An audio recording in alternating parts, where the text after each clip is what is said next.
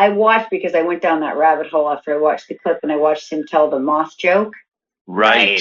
And, you know, it's interesting. It reminded me, my dad told jokes that way. He was just so inherently funny. Yeah. That a 2-minute joke takes 10 minutes. The punchline is the least of it. You're going on the journey. And that's the same thing with Norm. It's like, I don't care how long this takes. No. Because it's just fun watching him tell a story. But I hadn't seen the moth joke since it aired, and I had no memory of it. And he's so delightful doing it. You just and you almost forget that it was a joke even to begin with. It's like, oh, I don't even remember what the premise was anymore. Yeah. He's such like a disruptor. Like the night of the moth joke show, I remember I was walking off, like act one, we do all the comedy stuff. And then I have to go off stage and we go edit, you know, pull it up or tighten it or whatever. I go back to the edit room and I left the studio. And I'm walking in a hallway, and Norm's being brought the other direction to be the guest.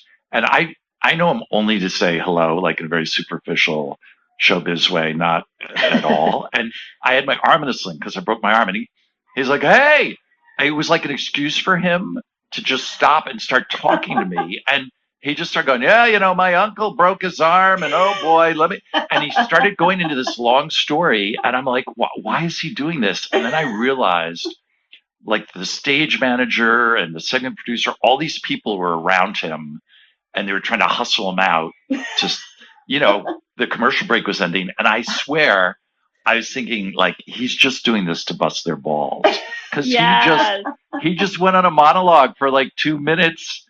And they're kind of like looking at their watches and freaking out. And I was like, I think he just loves, he's disrupting. Pushing people's buttons. Yeah. Yeah. Yeah. You do tell the moth joke in the book. You told it on the Tonight Show with Conan back when he was doing the Tonight Show. It was it's a long kind of joke. And just a few months ago, maybe about a year ago, it kind of got revived online, and people were putting it up online, calling it the best telling of a joke ever on television.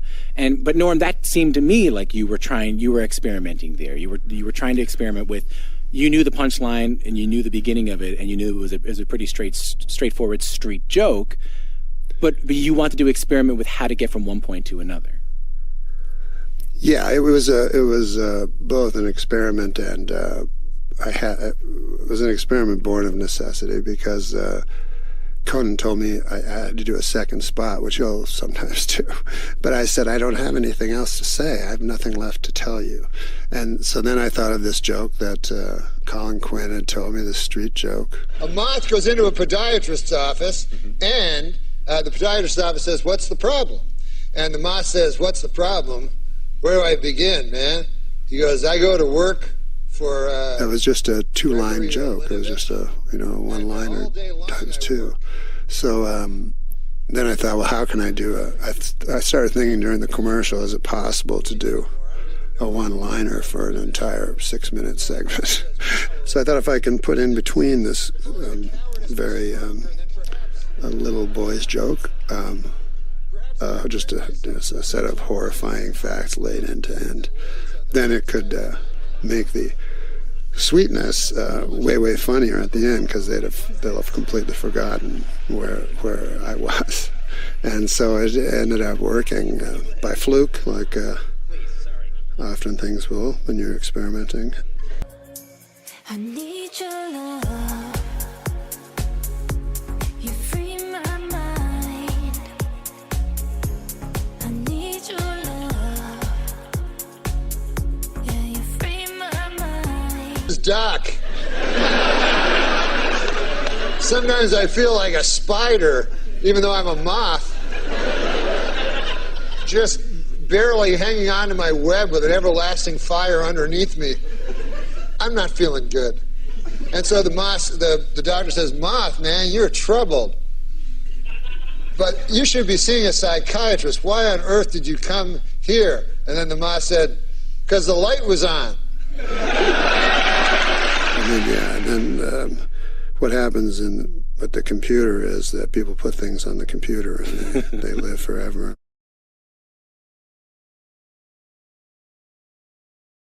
You're kidding me. No! We just found out that Norm MacDonald passed away. Oh my God. I love Norm MacDonald. He's young. And there it goes. I don't know what to say. Me either. Yeah, we worked together on Last Comic Standing. I took the job because I wanted to work with Norm MacDonald, and we fought every day. You fought with him? We not like getting, but we would joke back and forth with each other, and it took a little while for us to gel. You know, that he would say something and I would make fun of it, and he was like, "Why is the host making fun of the judge?" When you were at the ATM machine, you were no longer a black guy. You were a human being. That was great. Almost racist, but then you got it right under the bar, Norm. That's why I love you. Keep it going for DC Urban, everybody. Great job, please. Devastated, Conan O'Brien writing, Norm had the most unique comedic voice I have ever encountered, and he was so relentlessly and uncompromisingly funny. I will never laugh that hard again.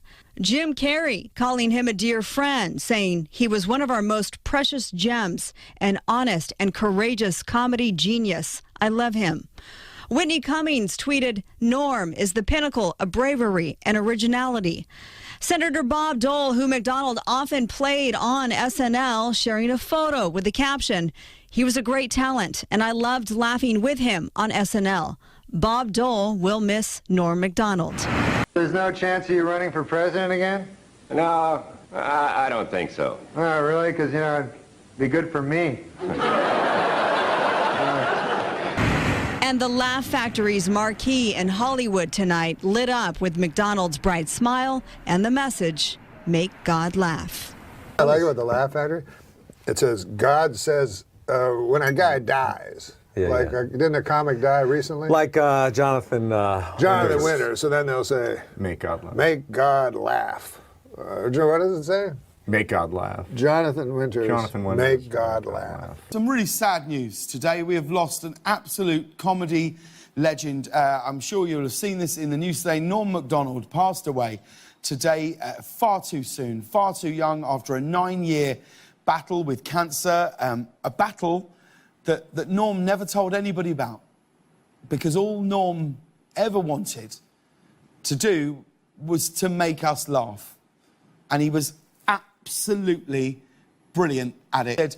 He said Mickey Mouse is huge at Disney World. If you see Mickey Mouse at Disney World, you're like, kids, go and get him. Oh, it's Mickey Mouse. And he goes, you see that same Mickey Mouse in a 7-Eleven, you are holding your kids back like, whoa. Because he's only big within the confines of Disneyland. He took a picture with a child. Yeah. And the child slipped from his hands, from Mickey Mouse's hands. Fortunately, Mickey Mouse has huge shoes, so the shoes broke the child's fall. And thank goodness for that. And he was fine, but he was crying, and everyone was concerned. Oh, except Mickey Mouse had a big smile, like he can't. Yeah, you're right. Yeah, he was completely nonplussed. That's great. He was not nonplussed. He was unaffected. I always think about this. I wrote it down because I wanted to make sure I got it right. This is my favorite Weekend Update joke of all time that I think about often. It is a perfect Norm joke. The richest girl in the world, billionaire Athena Onassis, celebrated her 10th birthday this week. What's it like to be the richest girl in the world? Well, to give you some idea, at the party, they had 2 cakes. The richest girl in the world, billionaire Athena Onassis, celebrated her 10th birthday this week. What's it like to be the richest girl in the world? Well, to give you some idea, at the party, they had 2 cakes.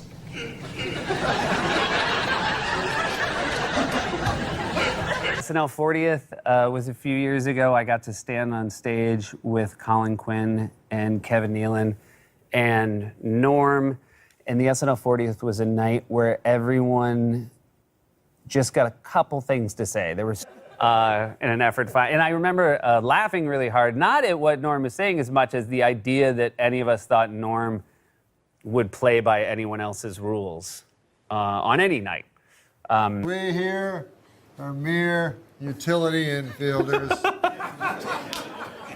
But right now, I'm going to introduce a man. Right now? Over the years, I started at SNL in 2001. And I remember one time Norm walked back into the studio to visit. I don't remember how old his son was at the time, but his son was young, and someone said, "Hey, Norm, how's being a dad?" And he said, "It's going great, still no abductions." That's the first thing I ever heard him say in person. My son was watching you on Update and said to me, "You talk like Seth Meyers." And he told me that when he said that, he said, "Oh no, my son doesn't know how time works." He was the gold standard, and he will continue to be the gold standard. And I've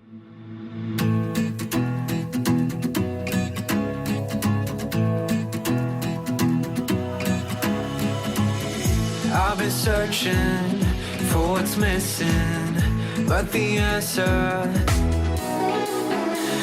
How do you figure out how much to share about what goes on behind the scenes at SNL? Because I know that you were talking about Eddie not doing Bill Cosby on Howard Stern's show, and Seth Meyers wasn't crazy about that. He came out about the Ellen and said, "I wouldn't have told that story." Seth Meyers said that? Yeah, he said, do we have the quote here? Just bring up the quote. He said, I wouldn't have told it. I feel the same way. I think when you're at SNL, you're seeing so many different things behind the scenes. There are often things to give away that are yours to give away. Norm played it in a way that is very Norm MacDonald. And he went on to praise you, but I don't know what that means. I mean, how do you choose what to reveal and what not to reveal, what to share and what not to share about an institution as powerful as SNL? I always think, what would Seth Meyers do? It's ridiculous. Do you have like a necklace or something with a WWSMD on it? And whenever you're in a pickle, just hold that. And what would Seth do? Yeah, because, if you really want to be really funny, then that's what you want to do. You want to think, what would make Seth Meyers laugh? That's how I live my life. What do you think of his show? Of what show? The Seth Meyers show. It's not something I would do. We're talking to Courtney Thorne-Smith, who recently came into the news because of her 1997 appearance on Conan alongside the late, great Norm MacDonald. People resurfaced that clip and the way that everything went off the rails, and it went viral. Again, yes. Yes, it's always been it's just a classic Norm MacDonald clip. He's so funny. It is, and it builds really perfectly. It's like a comedy masterclass. But so how did that feel? I mean, you said you just watched it again this morning. How did it feel watching it? It was so much fun to watch it. I remembered it as being great fun. And I remembered, normally after a talk show appearance, it's kind of like, was it okay? I don't know. It was fine. You know what I mean? But I remember just having so much fun because I'd just been out there laughing. Right. And then people would say, was that okay for you? Was that okay? And I thought, to me, watching it, I thought I just looked like someone who was having a wonderful time. He was making me laugh so hard. Conan was perfect. Lovely. Yeah. Well, I authentically was having a great time. I mean, so I thought, so interesting that people say, and Conan, of course, is like, are you okay? Are you okay? I was like, did you not see me? I was laughing so hard. I was crying. I couldn't even breathe. I just thought and I watched it afterwards. And also I've seen him over the years. I'll run into him and they'll check him because maybe a show had just went on. But I watched it and I thought, I was there with Andy and Norm and Conan. And I thought, what a heavenly place to sit. Like, if someone said you get to have dinner with those three guys, we'd say, are you kidding? And you would expect to just sit there and laugh. You wouldn't expect to have deep conversations. You wouldn't expect to get a word in edgewise, but it would be delightful to just sit and laugh. And that's how it felt for me. And that's exactly what happened. Exactly well, I think that's what people are responding to is you weren't able to get a word in. It was just, Norm was a steamroller and he was, The second there was a pause, I think after a while, it seemed like you and Conan were kind of like, he's coming back in 3.2 seconds and go. And he just kept interrupting. Had you met him prior to that taping that night? I didn't think so. Right. I almost think, in a way, it was like I almost felt like he was trying to flirt with you on camera by, is that a crazy thought? Just that he was, I think he was trying to impress Yeah, like you. it was his mating ritual. Well, I hadn't remembered until I watched it again. You said in the beginning they had a crush on me from the Tom Snyder show, which is also hilarious. So it started off on this lovely note. I mean, you can't, it's not going to get much better than that. He suckered you in with that, and then it was like, You know, I don't mind being teased. That's how my family communicates. Right. You know, that's how my a group of girlfriends I've been friends with for 30 years. To me, like a generous, loving tease. Now, if he was saying something mean about me, it would have felt differently, but he wasn't. no, not at all. It was just funny and light. Well, you were a guest on Late Night 6 times. So this was somewhere in the middle there, which made me happy too, because I was like, okay, at least you had some other normal appearances on the show as well. Where you got to talk. Where you were allowed to Actually talk. Yes. Be interviewed. It wouldn't have bothered me, though, because, like I said, you know, talk shows. It's this very strange thing where you have to talk to a pre-interviewer and you have these set stories and the host sets you up. And Conan's so good at this because even though it's set up, you still feel like you're having a conversation. When Norm started going, it just felt like a relief to me. It was like, oh, great, especially when we were talking about chairman of the board, because, you know, that was not, say, a project of great pride for me. And I had to promote it. And I think I was there to promote it.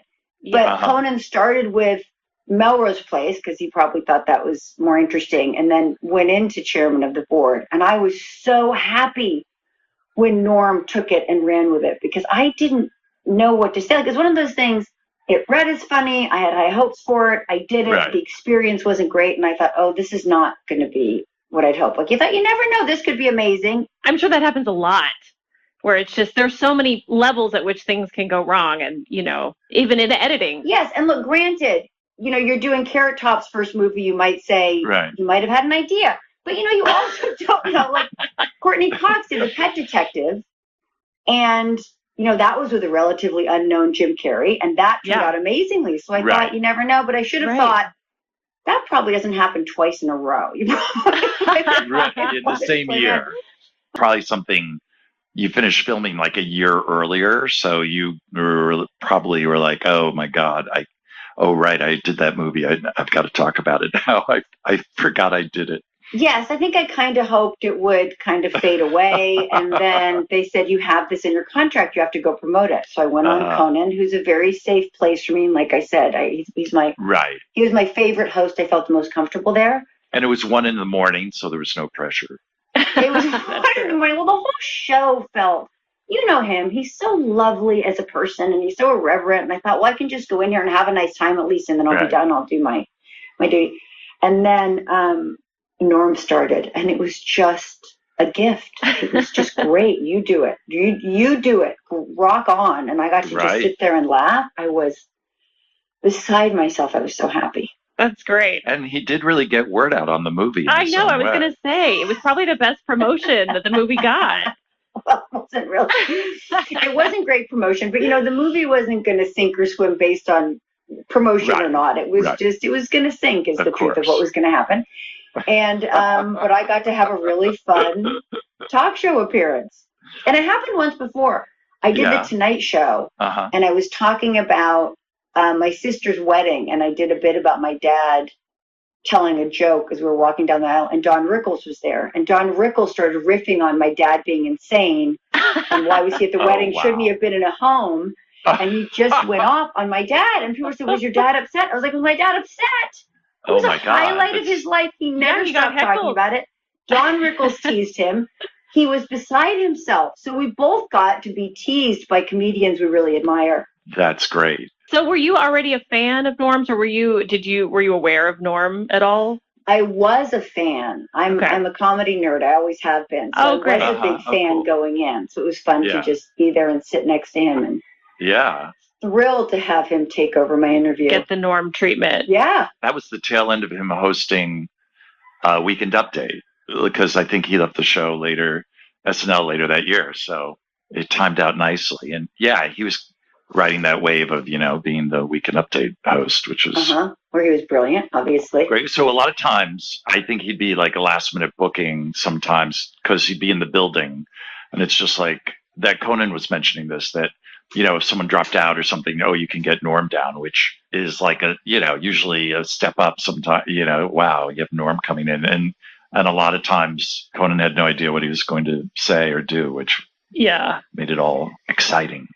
Yeah, and he could trust him, right? He knew it was going to be funny. Right. He knew it was going to be interesting. Well, also, don't you think, I feel like he works on a different time frame than the rest of us. Yes. Right? Like, that's one of the great things. His timing is so funny. And when you said, in the interview with me and Conan and him, he was like, there'd be a pause, and then there'd be like, he would come in at just the end of the pause. Like, his timing was so extraordinary that you never knew when you were talking to him when the break was going to be, when the punchline was going to be, and you don't care. You just kind of go. And he did, I saw him on Comedians in Cars Getting Coffee. Yeah. Right. I felt the same way. I thought, oh, he's just having a lovely time. He's just in the moment, in his own world, his own time, having a wonderful time. He doesn't seem nervous. He doesn't seem like he has to perform. Right.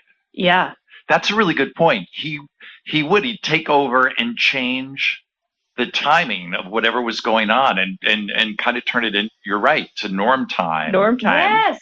And you were literally kind of had to just be in his thrall and go along for the ride. And he would always just, stick the landing. It was always great. Because he was so interesting. Like, it wasn't, I didn't feel like I was fighting for stage time. It was like he was talking and everything stopped and we all just stopped and looked at him until he was done because it was the most interesting thing in the room. Yeah. Right? Luckily I didn't think, he's taking my time, I need to compete. It didn't even occur to me. I just thought, oh my God, Norm MacDonald is talking. Right. This is amazing. And I don't remember any other example on late night where he would just kind of take over like that during someone else's interview. It was just... Yeah, I wonder if he felt bad after that. Yeah. I don't think so. I think but like as I was saying, when they saw the shot, it had all of us in it. Right. Andy, Norm, me, and Conan. Yep. So it was like we're all there together, hanging almost like we were a panel, and we were all there together. Well, and you can really see that Conan doesn't know what's coming. I mean, and I know Conan loves that too when things get derailed, and he's like, all right, we're throwing the note cards out, and now we're just following this new thread. But yeah, you can really see it, the joy that he's like, what's about to come out, and how am I going to react to that? Well, and I think the reason that chairman of the board final joke is so memorable is because Conan tees it up. Like, he goes, what's the name of the movie? And you're like, chairman of the board. And then he just turns around and goes, do something with that, you freak. Like, what's the movie going to be called? Well, I know what it's going to be called. Yeah, what's that? If it's got Carrot Top in it, you know what a good name for it would be? What's that, Norm? Box Office Poison. She's in it. What about my career? Courtney Thorne-Smith, the girl sitting to your left, is in the movie. I'm going to go see it for Courtney. There's this movie coming out. Yes. Title undetermined at this point. Chairman of the board. Oh, all right. Do something with that, you freak. I bet the board is spelled B-O-R-E-D.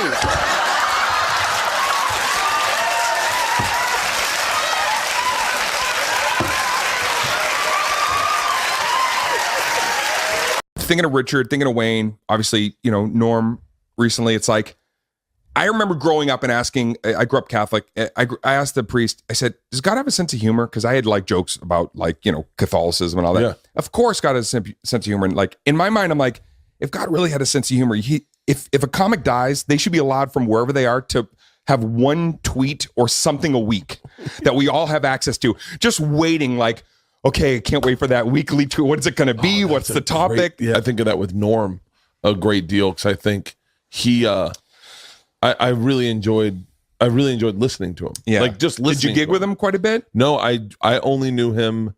I knew him from just hanging out. He was a fun guy to listen to talk. Right. I did a lot of gigs at the Factory with him. He had that era after SNL, and I was there, and he was always in his hockey shirt, and he's just kind, but one of those people that you popped in the room. You wanted to know what he was going to come up with. Yeah. I heard the funniest story. We can cut this from the podcast, so it'll just be between us. But I heard the funniest story years ago. So right around the time that MySpace, and stories about Norm, you just want to absorb them because they're always so funny. And as funny as he was on shows and stuff, he was just funny like that all the time, evidently, out in the world. Yeah. So he, years ago, when MySpace was a big deal, and you put all your money on it, I remember you sold your house and you put everything. Do as I do. Do as I do. I'm sleeping in the alley tonight outside the theater. So Conan parked my car when I got here.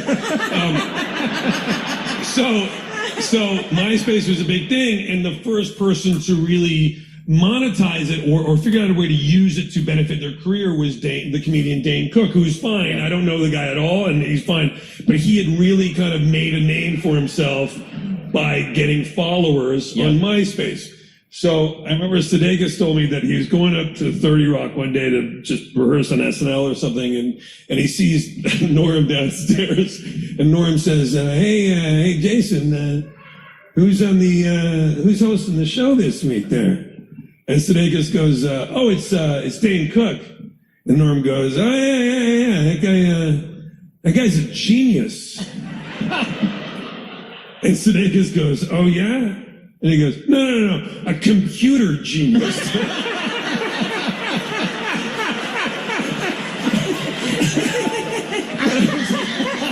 That's such a funny joke. That's so funny. He just...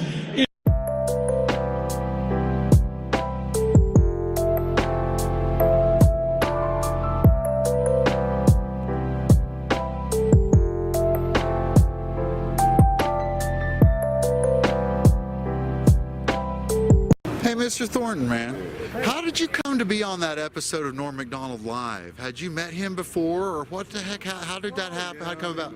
Yeah, I've known Norm over the years. Sure, yeah. Nice guy. He's my favorite comic. You're one of my favorite actors. I got to tell you, Norm is hilarious. It's hard to beat Norm. You did that big arena tour, didn't you? I did the me and Sandler and Spade, Schneider, Norm Macdonald, and How funny is Norm Macdonald? Oh, he's amazing. What? Who's the funniest out of that group?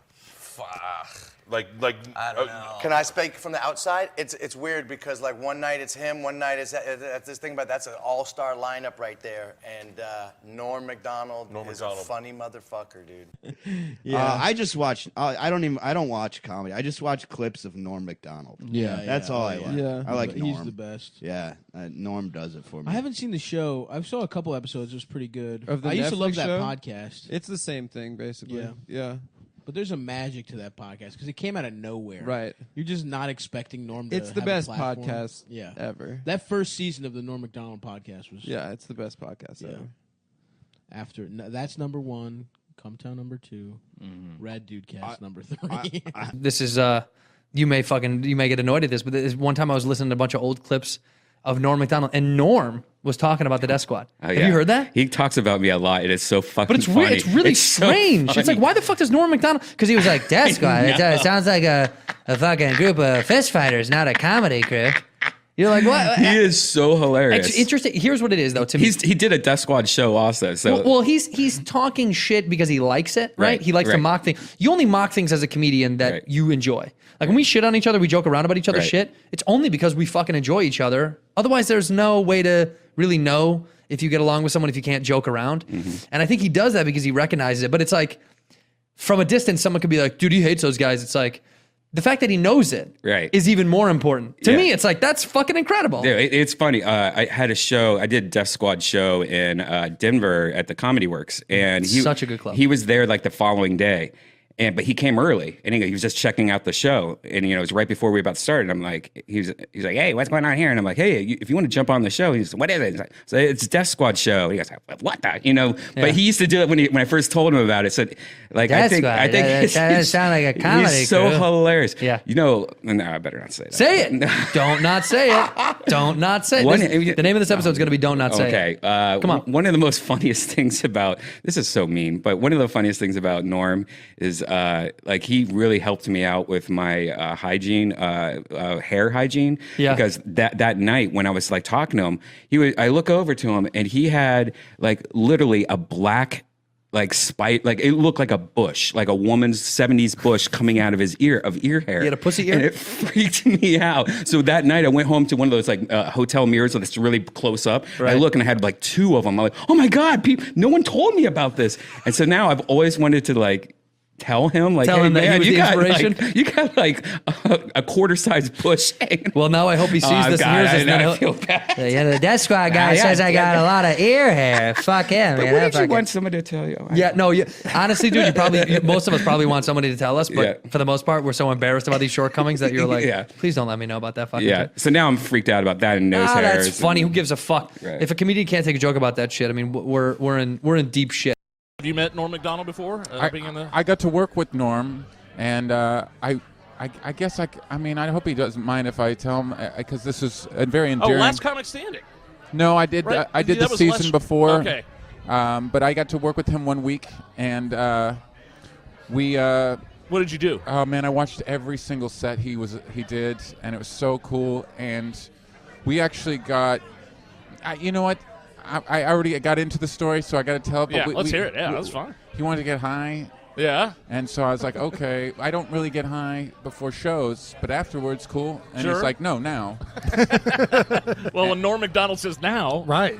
You say yes. Yeah. Correct. And he goes and hands me the joint, and I was like, okay. And then he hands it back for a second hit, and I was like, no thanks. And he goes, what's your problem? And I go, well, I'm just worried I'm going to repeat a joke, and I still have to go up and bring you up because the opener was on, right? And I was hosting, so I still have to go up there and bring you up. And I just don't. I already did some jokes earlier, and I just don't want to tell the same joke again. And he goes, that's insane. You're an idiot. Smoke this. And so I smoked it, and then we go inside, and I'm so high. I go, I'm just going to bring you up. I'm not going to do any time. I'm just going to bring you up. And he's like, no, do a couple minutes. And I go, no, please just let me just bring you up. And he goes, no, do 5 minutes. This guy's doing really well. Give me, take a little, do a little time in between. You need a little buffer between comments. Yeah, right. I said, okay. So I went up there and I was so high, I was like, I don't even remember what I said in the first half of my set. So I'm just going to tell jokes that I haven't told in years. And when I told a joke, so you told the audience, you let the audience in on the fact that you had been. No, the audience didn't know. They didn't know. So I would just tell. Okay. Oh, so you just said that to yourself. I'm just going to do jokes I haven't done in 5 years. Yes, Okay. and I walked on stage and I would tell a joke, and then I would watch the audience, and if they laughed, I would relax and go, okay, that one down. And I did that the whole set. It was horrible. I was so stressed out. And then I just said, ladies and gentlemen, Norm MacDonald. And I look over to my right, and there he is walking the opposite way. and the feature turned him around and pointed him to the stage. Over here, Norm. That's how high we got by accident. By accident, like you tripped on a joint. Right. But I mean, I love the peer pressure from Norm, though. That's awesome. It's like a high school and middle school all over again. And he's my hero, so I just, for me, I was a little worried about him. But then he walked on stage and he opened it up with this great bit, and he was crushing. Right. He was destroying. And then he got the light, and then he started to wrap it up, and he started to tell the joke he opened with. And I started to freak out. I was like, oh no. Oh no. Yeah. And the audience thought it was a joke. They thought he was being Norm. I'm sure. But when he delivered the punchline, and it was the same punchline, they realized he had just forgotten his joke, and they didn't laugh. They felt a little betrayed, and he walked off stage in complete confusion.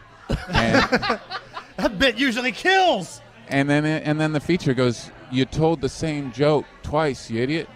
And he goes, no. And then he looks at me and he goes, this is your fault.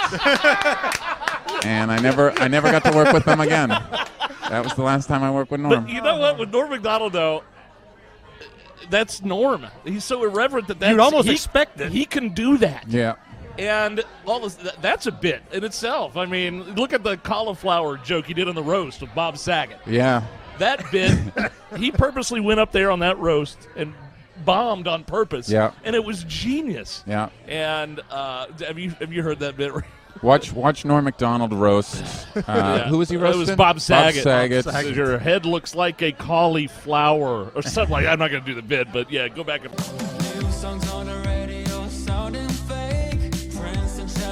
feel better anyway.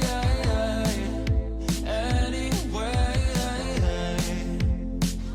am I just being too? Your favorite guests are always like the Bill Burr, Norm MacDonald. This Yes. might go off the rails really fast. I type mean, of guys. yeah. I mean, Norm MacDonald, one of the great talk show guests of all time. He invented something that no, Norm MacDonald invented this amazing thing that I've never seen anybody do before or since. It's kind of like he split the atom. It was that revolutionary.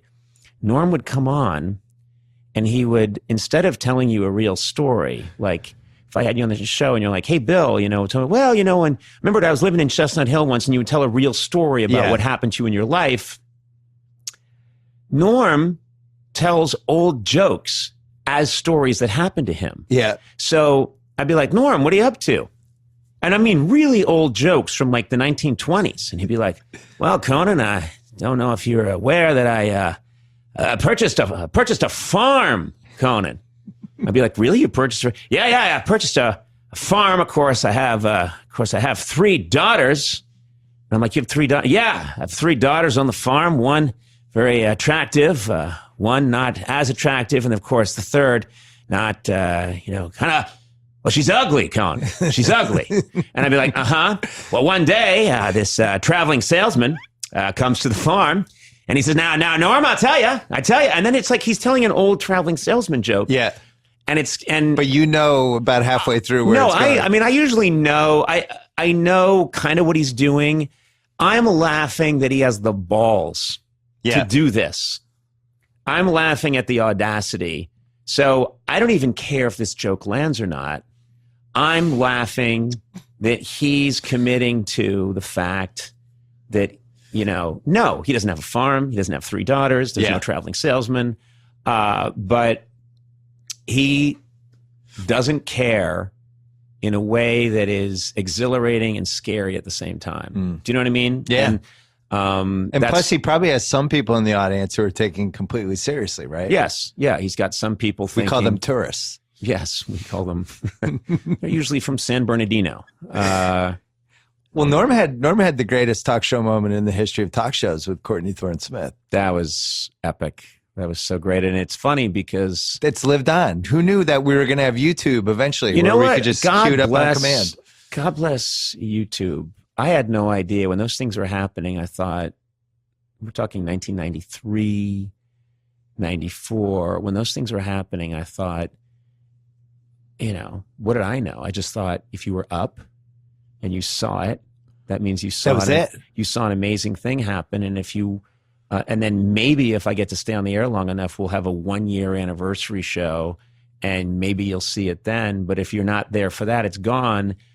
And now I meet people, I mean, that around the world that will say, oh, I just saw that thing with you and Norm and Courtney Thorne-Smith. And I'll think, that was a moment of my life when I was 30. Yeah. And I'm like 85 now. Like, how is that possible? Do you remember when you said this? Note to self, making love to blow-up doll, not as good as advertised. No? Oh, sorry, I must have gone too far there. I'll just... Let's take calls here. It's Love Line. Norm MacDonald is here. I'm Stryker and Dr. Drew. It's 1-800-LOVE-191 out in Utah. Mickey, you're 23. What's happening? Hey, guys. How's it going? Good. Hey, happy belated birthday, Dr. Drew. Thanks, Mickey. What's happening, buddy? Not too much. Hey, Stryker, how much you want to make a bet I could throw this football over them mountains? Very good. Very, very good. Napoleon Dynamite. Oh, yeah. A quick question. After sex, I take like a day to recover, but I've heard some guys take like an hour. What do you mean recover? Before I can have sex again. Yeah, I mean, you're 23. Most 18-year-olds take like 30 to 60 minutes. In your mid-20s, that starts to lengthen a bit. A whole day, you mean, just to get an erection? No, before you can perform again, basically, right? Yeah, a day at the most. Sometimes it's, you know... Is it before you're interested again, or before you could possibly again? Before I'm interested again. All right, well, that's just you. That's Well, all right. I mean, what difference does it make? I don't know. Can you speed it up? But why would you want to have more sex when you don't want to have more sex? Right, when you're satisfied. Because maybe his lady likes it in the morning and in the night.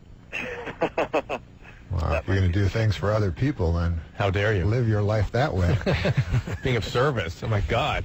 I guess you could try Viagra, Drew, if he wants to speed it up. Yeah, but then that doesn't increase the interest that much. It just increases the potential. But the product below the equator is going to rise. It's going to rise the cage. I think that, with that Viagra commercial, I think one of the most depressing things would be if you went to your doctor and he told you you weren't in good enough shape to have sex. Yeah.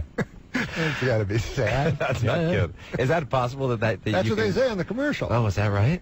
Yeah, they say check with your doctor to make sure you're in good enough physical condition. Oh, my goodness. To run around on a lady. And one thing they point out, they say in the commercial, if your erection lasts 6 hours or longer, you should see a doctor. Yeah, because that's of called priapism. Yeah, that's one of the side effects. But is that bad if you have an erection? Well, you can use it, though, all day. No.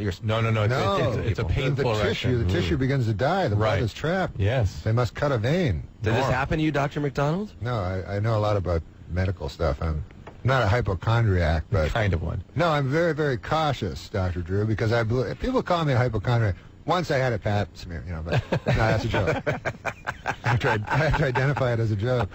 But I'm very, very cautious. Yeah. And people call me a hypochondriac. I go to the Mayo Clinic every year. Lisa in Phoenix, you're 25. What's going on? Hi, Dr. Drew. Hey, Lisa. I wanted to know, if it's possible to tear your clitoris? Norm? Well, Norm recently had a pap smear.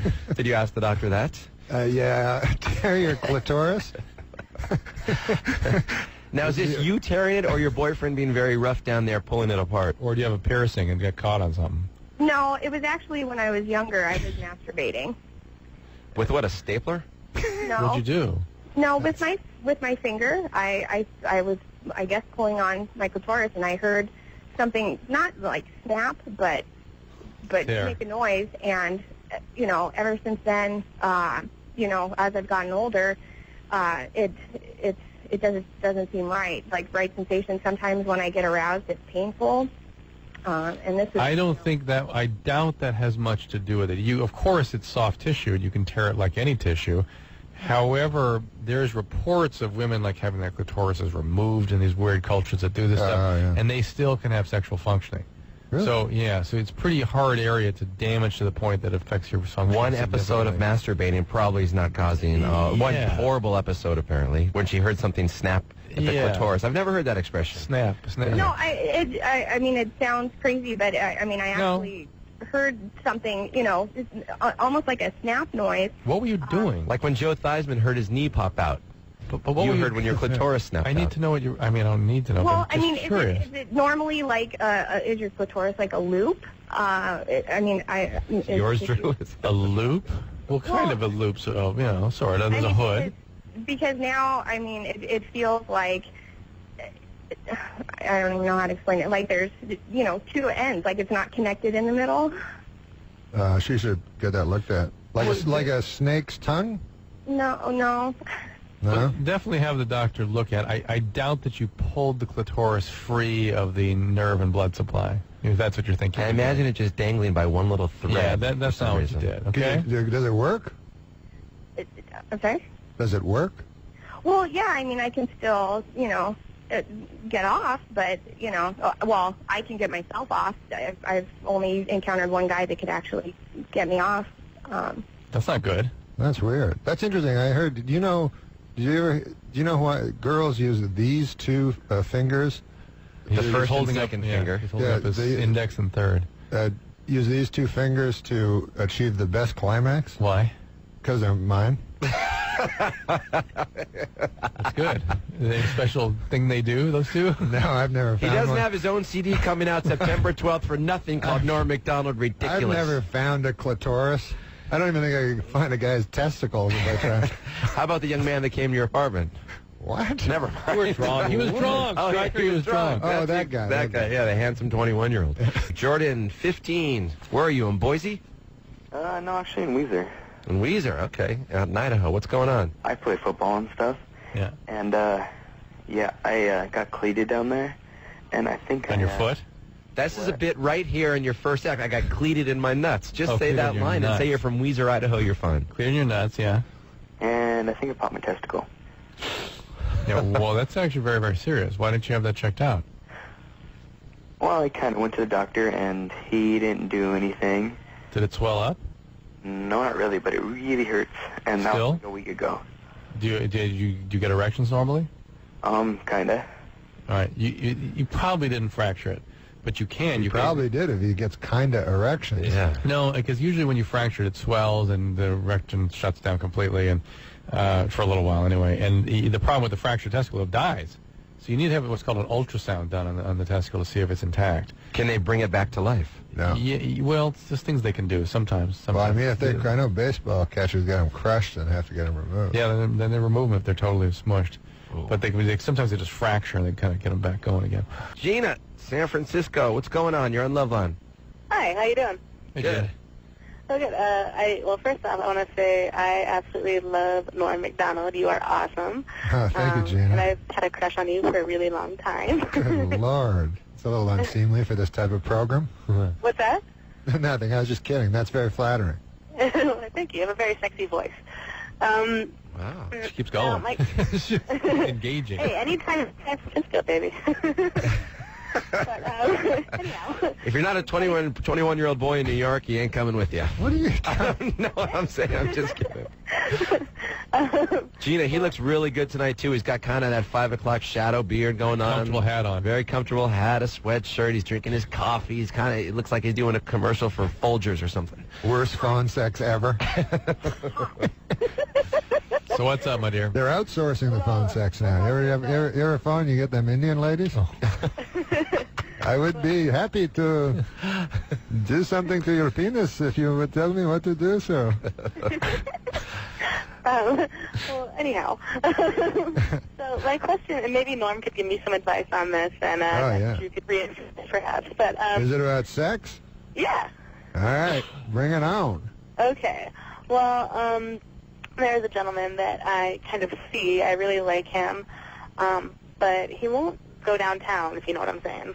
I know exactly what you're saying. A lot of the listeners probably don't understand such a veiled reference, but why won't he? Definitely require. I require this.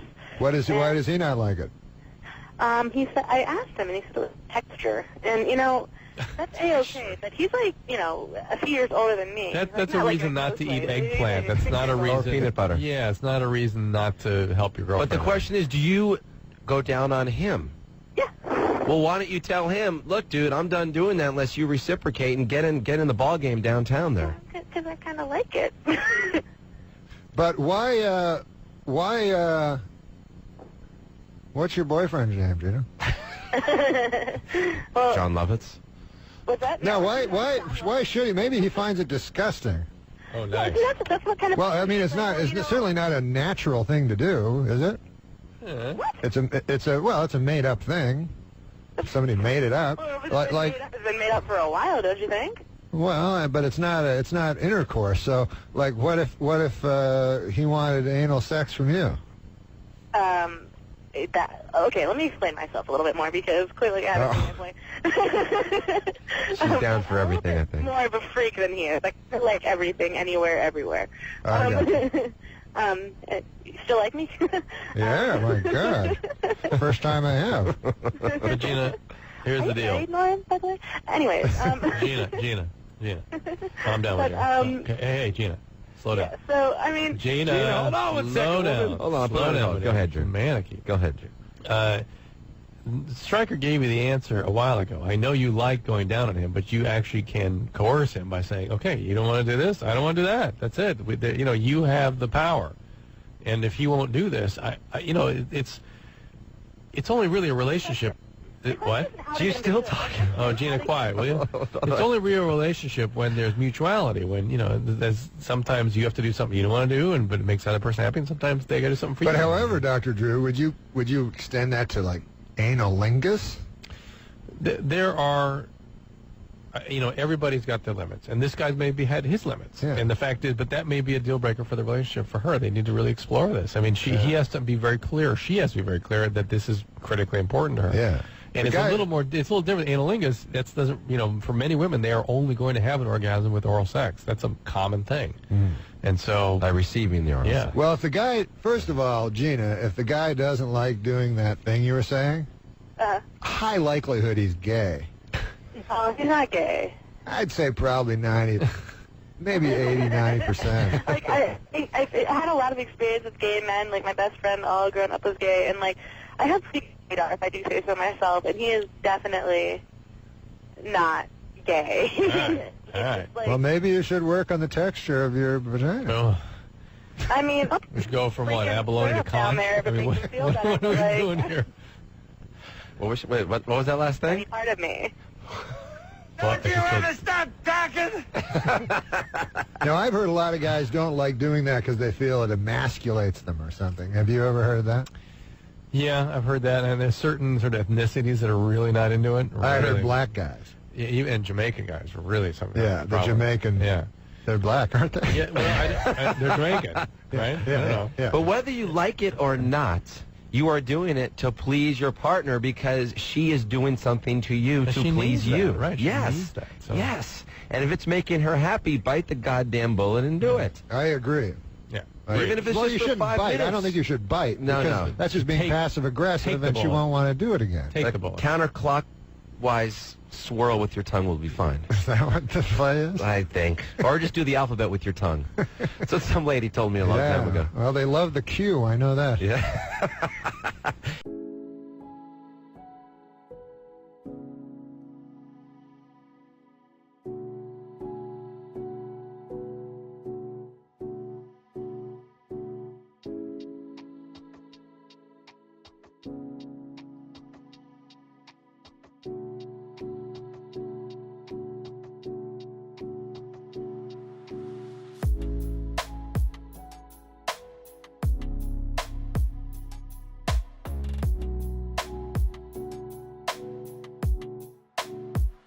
Heather in Moreno Valley, you're 21, on with Norm MacDonald here. What's going on? Hey, first of all, the alphabet with the tongue is best bet. Ah. Well, Norm zeroed in on one letter. I think he's probably right. He said Q. Just stay with Q. Second of all, Striker, how do I get your job? Let's see. What do you look like? Oh, just kidding. Hot. No, I'm just kidding. Come by sometime. You can hang out in here. Yeah, I'm sure that will happen. You live out there in the 909. You're not that far. Yeah, not that far at all. All right. But Well, bring I a. love your job, I gotta tell you that. Oh. You guys are awesome, and Striker, you're hot. Thank you very much. You're welcome. You got any sexual? You got any? She got it. Do you have any sexual dysfunctions? Not at all. Not at all. What the hell? I She was love just calling to sex say if kudos that's to a you. dysfunction. Was that? I said I love sex if that's a dysfunction. Yeah, it is. You should love children and puppy dogs. No. You should just need sex. 21, no children for me. Good Yes, for you. good girl. All right. Thanks for calling, Heather. All right, bye. All right. We'll see you later. Let's talk to another caller from Idaho. Jennifer, you're 15. What's going on? Yeah. I've been with my boyfriend Oh, for... was that a smoke Smoke alarm. alarm? Jennifer, Yeah? you hear that beeping in the I background? know. This girl's smoking. No. So what's the deal? I just moved back in with my mom like a week ago. All right, well, your mom should. Well, where were you at 15? Not with your mom. Were you with your dad?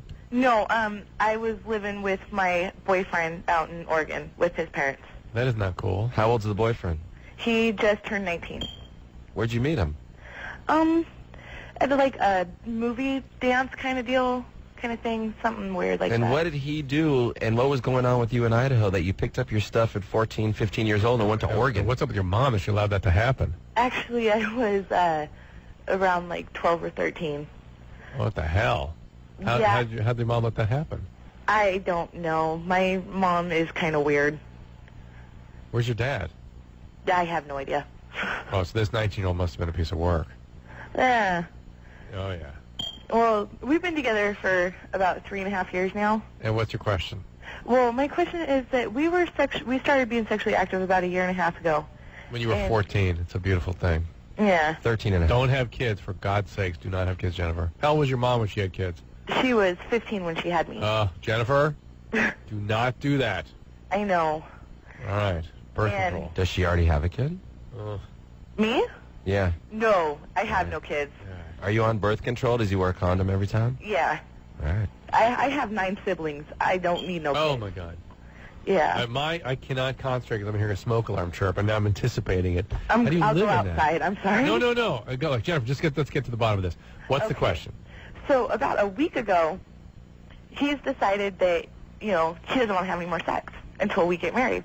like no sex. Like he doesn't even really want me to touch him, and I've tried to break up with him because like he doesn't even want me to like hold his hand or anything, and we live together. Why would you want to break up with him just because he's trying to sort of do something special for your wedding? No, like he doesn't want me to touch him, even. Like he won't even kiss me or anything. Is he on medication? Is he on medication? Is he on medication? Him or me? He. Well, No, both he's you. not on anything. Or What are you on? I'm not on anything. I'm supposed to be on Ritalin, but I'm not. All right. And he's not doing drugs? No.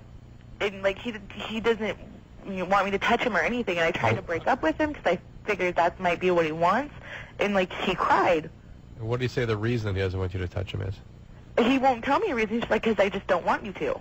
Maybe because he's 19 and he's realizing you're only 15, and A, you could go to jail for that, and B, maybe he just doesn't really want to see you anymore. Even though you tried to break up with him and he was fake the crime, what do you think, Drew? I just worry that that he is actually still doing drugs or there's something psychiatric going on here. It's just a weird, not 19 allowed is touching.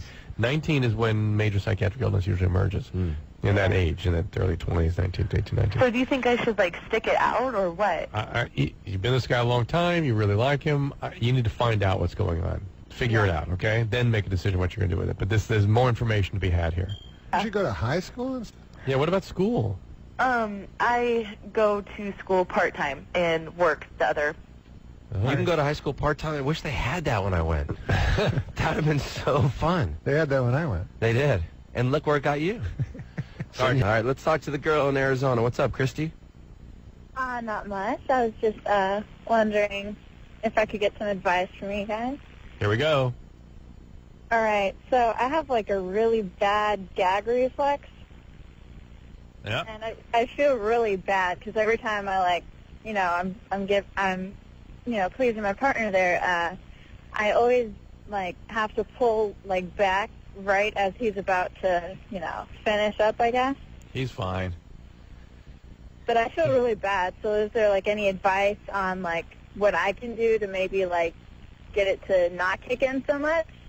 I don't know about how to fix your gag reflex, Christy. But she's pulling it off. But yeah, hold on. You're getting the job done, and B, you're in the area, and he's happy that your mouth is within 2 inches of his penis, but your mouth is actually on the penis and getting it done. Yeah. Kudos to you, Christy. I like it when it's 2 inches from it.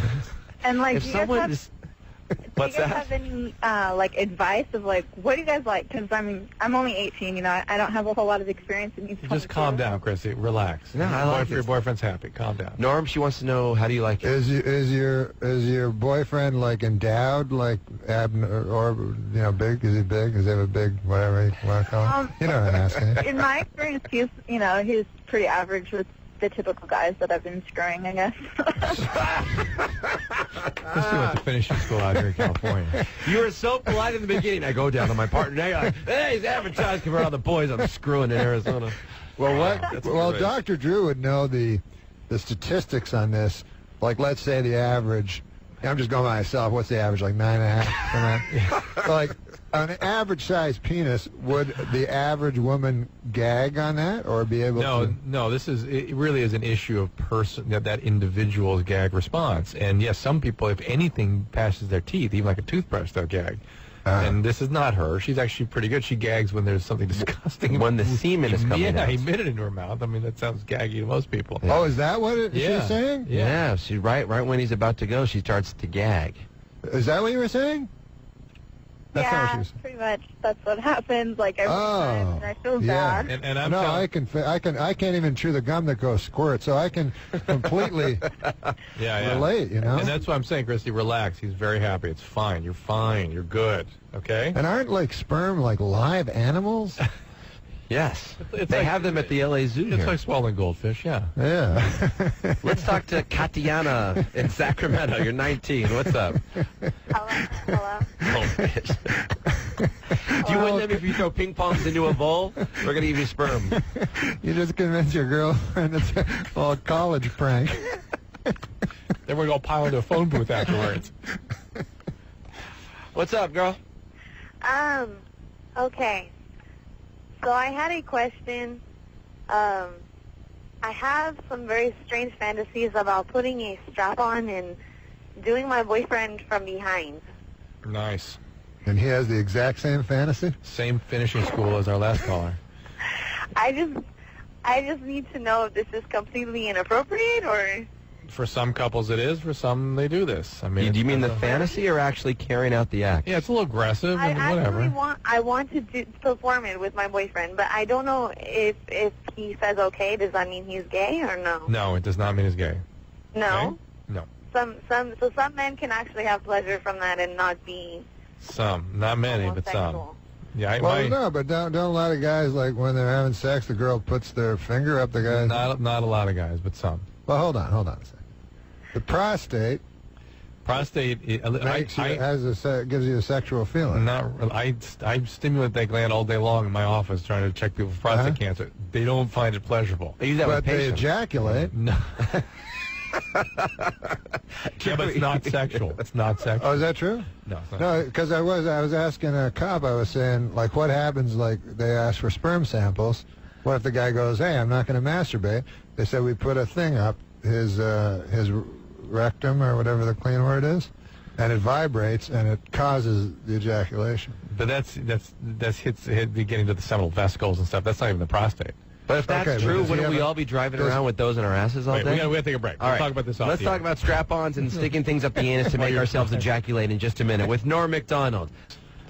Hey, Blaine in Washington, what's up, man? You're 17. Hey, I had a question about getting circumcised. Mm-hmm. Norm, this is for you. Go ahead, Blaine. Another penis question. Well, circumcision, I don't understand at all. Now, he wants to get the Dartos tunic flattened out, ironed out, but he's not really into the circumcision. What's up? What's Blaine? What's the question? Well, like when I have sex without a condom, I know that's bad, but when I do, it kind of hurts, and it's torn once, and I just want to kind of get rid of it, and I don't want to have to worry about it. Yeah, that's what happens is you can get tearing and then narrowing, stricturing of the tip. I think it's called phimosis in that case, and it's painful when you try to pull it out again, and that's an indication for circumcision. I'm showing Norm some pictures of that here. And if he's 17 and this is going on, yeah, it's going to get worse as you get older, and so But it was always my understanding that circumcision was strictly a religious thing. And No. to stop people from masturbating. And... No. Well, Dr. Drew, come on. How could a person be born with not perfectly? True. Born not perfectly? Yeah, how could a person be born and instantly need an operation? Oh, not instantly. And not everyone needs it, like anything else. I mean, some people have an appendix and they keep it their whole life. No, but I'm saying... But you don't have to. Doctors constantly circumcise children, we do it. Well, babies. yeah, we're the only country... Is it because of cleanliness and all that? Yeah, it's a pain in the ass, but we're the only country that does it. It's money, right? It's probably costs $30. I mean, it's like nothing. I mean, it's $30. And by the way, remember HMOs. Not to get a circumcision. Remember, HMOs are. What kind of doctor are you going for that? No, I mean, when they do it as part of the. I mean, remember HMOs. You remember something? HMO, everything's already included. Yeah. You know what I'm saying? Yeah. The less they do, the more money the doctor makes. So doctors aren't interested in doing more; they're interested in doing less. The way the whole system works now, so there's no motivation to do more. The fact is there's less HPV, less cervical cancer in partners, less transmission of HIV. There's all these infectious disease reasons that I begin to advocate on behalf of it now. And this kind of business happens a lot. But they're just finding this out now? Yeah. I mean... Well, then why have they been circumcising people for years? It started as a religious thing, for sure. That's what I thought. Blaine, have you talked to your parents about this, or is this embarrassing to bring it up at the dinner table? If God told us. Well, it's quite often a topic at the dinner table over meatloaf, but I... Over the band or the food? Both, actually. All right, smart guy. No, I like him. I don't know. I don't have the heart to tell him. Well, then go talk to your doctor. Yeah, just go on your own to the doctor. Is there any way you can just have unprotected sex? What? No, is there any safe way to have that? I guess not, huh? That's when it hurts. That's when he has the pain. What? Yeah, with the condom on, it doesn't pull it back or anything. Right, see? Oh, you wear a condom. Well, that's what you're supposed to do anyway. Dr. Drew said that. That's true. That is true. Yeah, it's just been... So you're going to get circumcised so that you can get an STD. That seems insane.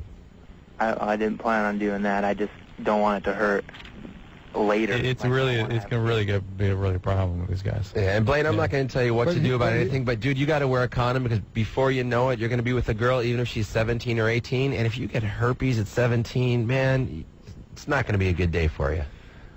But ultimately, if he's starting to stenose now, he's going to need this to be done. Yeah. Look, awkward, uncomfortable sex is better than none. That's what I always say. As awkward, uncomfortable experiences go, it's amongst the best. Exactly. You got a lady right now? No.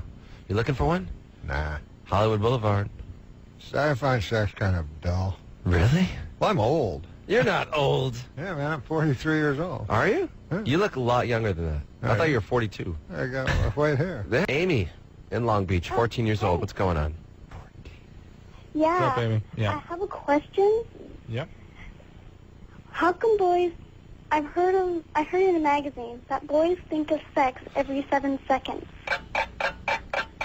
Yeah, and by the time they're 17, 18, Sex. I'm not sure you can actually measure the time between when they're, there's not any time when they're not thinking about sex around that age. They are under the influence of a drug at that point, and that drug is testosterone. I think about it honestly. For instance, this weekend in Vegas, every 2 seconds. Yeah, every Really? second. Yeah. Every you and I are beyond that. You have to remember back in your memory system when it was And like it's not 15. dirty like I'm having sex. It's just you're walking in Vegas and you're there's looking at boobs ladies. everywhere. Yeah, So it's every second. Yeah. Right. And every time you walk around, you're on not necessarily a mission. That girl's house goes everywhere you go. Men are on drugs when they're 18 to 22. A friend of mine actually is like, I'm 43. This guy's like 50. Right. So he decided to take the Viagra. Yeah. So he would have the erections, but he wouldn't have like Desire. Yeah. So then he took testosterone. Yeah. Really? Then he said, like you were saying, on a mission. He was like going to bars, and he would not stop until he found a girl. It was like a. Well, that's 18. That's what you are like when you're a teenager. Right. Yeah, and the women do not get that. We don't educate them to understand that these men are under the influence. Yeah. That's driving them. Yep. And if you think they're thinking like you are, no, they ain't. And women have no sex drive at all. No, they're just not the same thing. They're It's not as directed. They're thinking about like baking cookies every 7 seconds. Yeah, as Stormy, what's her name? Stormy Daniels. Stormy Daniels told us she produces these porn films. She goes And stars in them. She goes, guys just want. I've learned through doing all these porn films. She goes, I've learned that guys just want to watch people having sex, and women want to understand why these two people like each other so much that they want to have sex. And that's pretty good. And remember last night we were talking about different positions for guys. That's our thing. Yeah. If it's doggy style, because that's what we're looking at right there. Yeah. Yeah. Explain it, Drew. Just the guys tend to get, first of all, they tend to focus on body parts. They tend to zero in on things. To a girl, that is a bizarre concept to women. Because they think about, close their eyes, think about how they're feeling, look in people's eyes. Guys are like, even if they don't like what the parts are that are in front of them, they start conjuring other parts. Oh, yeah. Parts. Right, that's Or weird. eventually move them into the position so you are looking and feeling at what gets you going. And guys have their zone, and once they get a girl to sort of participate in that zone, they don't want to move out of it. Yeah. And girls are always wondering, why don't they want to change? They always the same thing. That's it. That's their thing. That's what that guy's thing. Have you tried Viagra? How crazy is it? No. I would never do anything do anything to my heart. How crazy what? How crazy is it that when a guy is having sex, his mind is so gone, he's sometimes actually saying what he's doing. You know what I'm saying? How crazy are you? Are you asking me? No, I'm just saying a girl never does that. Right, that's right. A girl, you go, I am. And the girl goes, yeah, I know what she does. Justin, 18, here in L.A. What's up, man? Yeah, man. I've been with my girlfriend for like a year and 3 months almost. Right. And I don't know, I've been like curious to try like anal sex, but like she's like 100% against it. There you go. Like 100%. Is there any way to like, I don't know. Listen, many women are harmed by this. It's very painful and will harm her. You still want to do it? Oh, feels fantastic, though. What's that? For the dude, it feels fantastic. Yeah, I've never thought of it I've like heard. that. I don't know. Say that with such confidence. I don't know. He's going to insist upon it. Look, there are women that like this and can tolerate it, and their bodies are sort of okay with it. There are women that cannot. And but I mean, it's not like it's even been tried. It was just like if you bring it up in like a question, she's like, no. Well, there's probably a reason that probably she knows it would not be comfortable for her. Most women are like that. Really? Yeah. Now, so you're saying, Dr. Drew, that gay guys should not perform anal sex? Not that many, not a high percentage of guys do. Most of them just engage in mutual oral. Oh, really? Yeah. Well, that's interesting. Yeah, a lot. So gay men and gay women do generally not have intercourse. Generally, I mean, I'm not saying that all, but generally that's a common thing. You know, that oral sex is a major component of that. I've always found it odd to have a relationship with someone and yet not have intercourse. Right. Yeah. Are you having intercourse with her, Justin? You having sex? Yeah. Does she give you blowjobs? No, does she? No, I mean, she does, but... They're fine. You have sex and you receive oral sex, you're good. Yeah. You're good. You're 18. You're having sex at 18. I didn't even know what it was at 18. You want to find a girl that really is into the other thing? Fine. Why, you know? Sam Kinison used to have a really funny bit on anal sex, where he went like, he compared to being in the Garden of Eden, and they had the fruit of the knowledge of good and evil. They had the apple, and God said, you can have any fruit except that apple. And they were like, well, we weren't even thinking of that apple, you know. Until you mentioned it. Yes. So it's like the girls are going, you can have sex with me here in the mouth, you can have sex with me here in the vagina, but not here in the ass. And then, I wasn't even thinking about that, but now I can't stop thinking about it. Good bit. Sam Kinison, man. Thank you, man, for being here. Yeah, this was a blast. Come back again. I'd love to come back. It'd be fun. Talk about sex. Yeah, sex. With 12-year-olds. We had a nice range of people tonight. What we really liked was making the audience laugh when they didn't want to. Please note that the percentages in these pie graphs do not add up to 100% because the math was done by a woman. And then the audience semi-laughs and semi-boos, and then Norm goes, For those of you hissing at that joke, it should be noted that that joke was written by a woman. So now you don't know what the hell to do, do you? uh-huh. And then they laugh at that, and then he goes, No, I'm just kidding. We don't hire women. I want to give a quick shout out to two people who, in my opinion, are the unsung heroes of the Norm MacDonald story.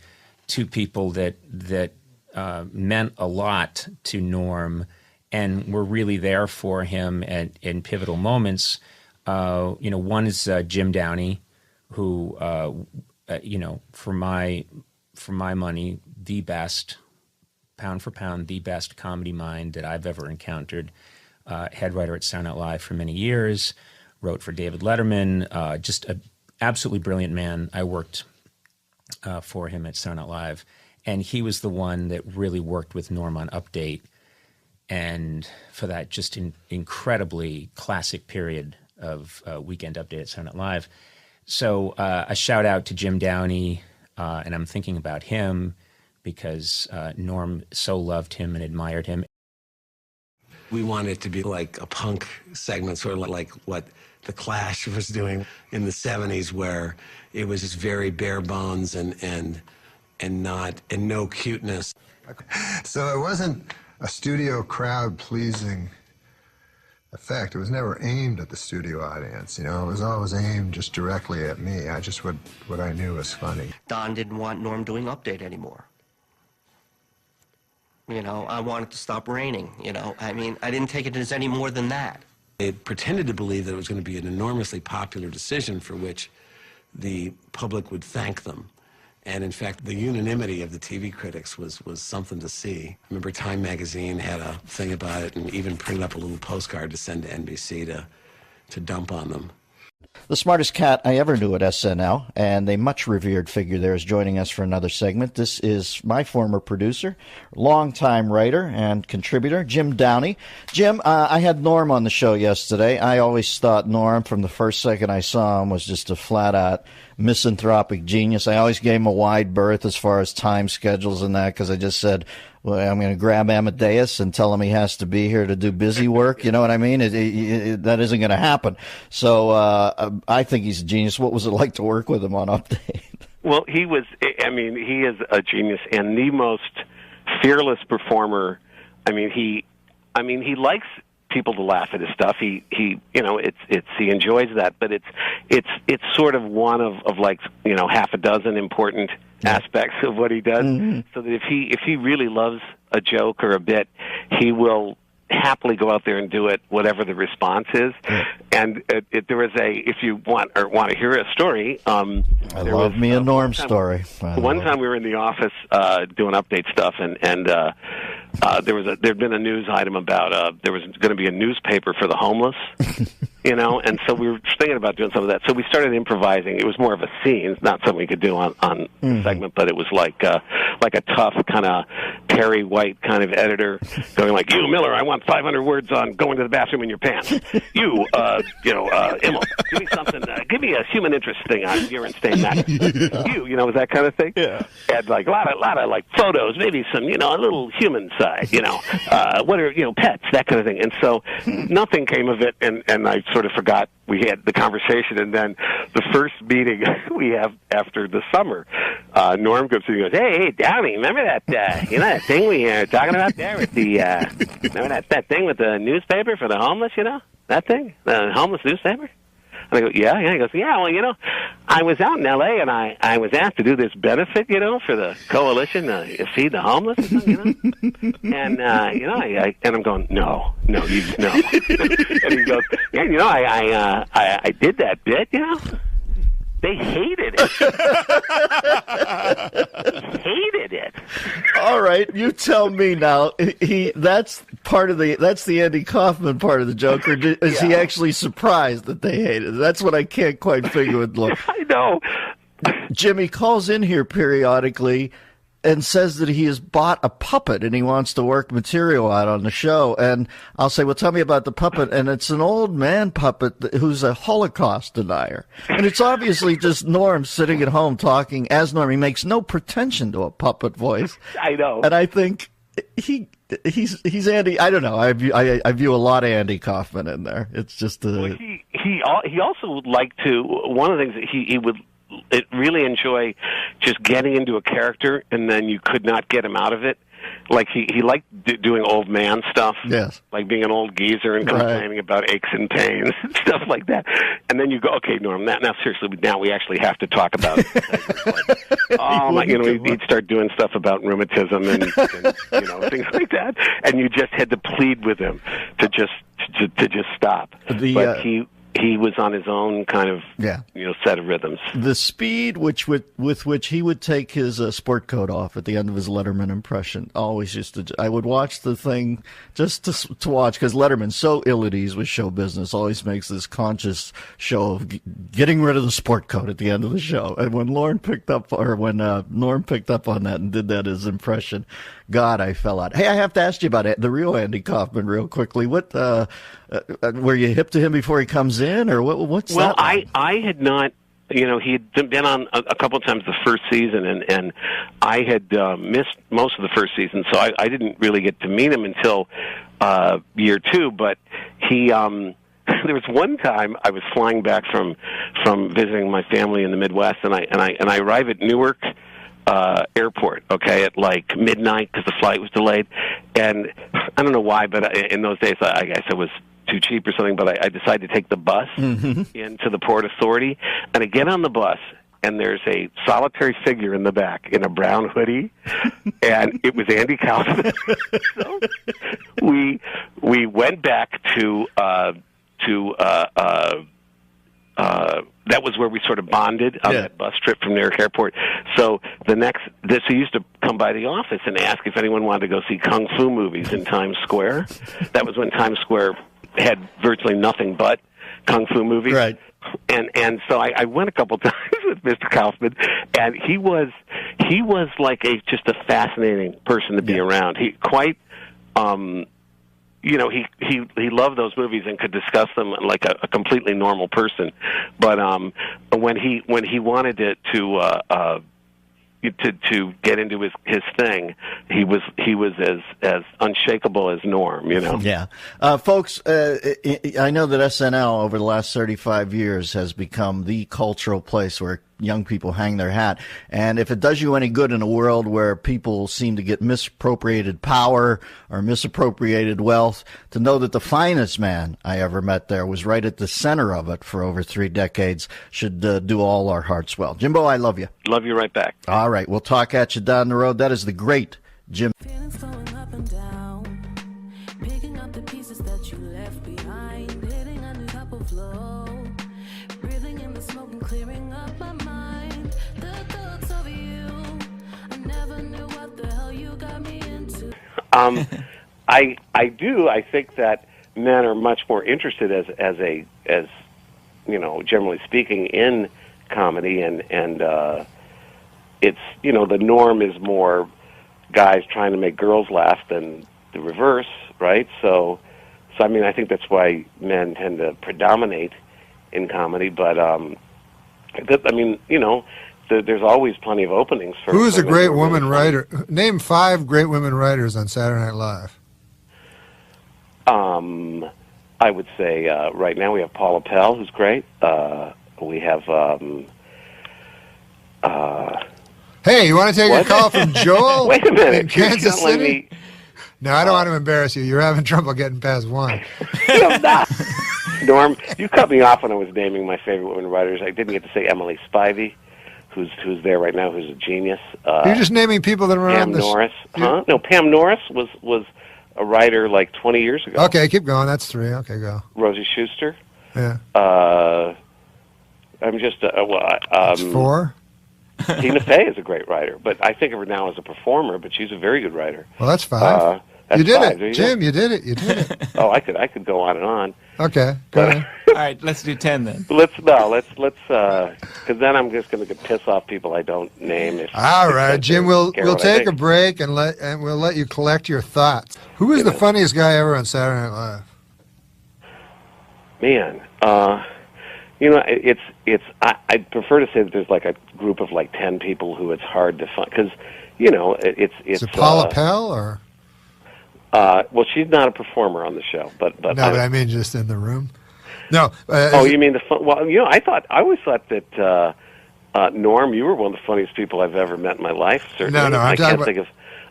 Well, like Bill like Murray? someone like David Spade is hilarious. He's unbelievably funny, but I meant, yeah, he's probably the funniest guy in real life. But I'm saying as a sketch performer. As a sketch performer, I mean, the list would, and I don't know how to pick from among it, but it would have to include Aykroyd, Bill Murray, Eddie Murphy, Dana Carvey,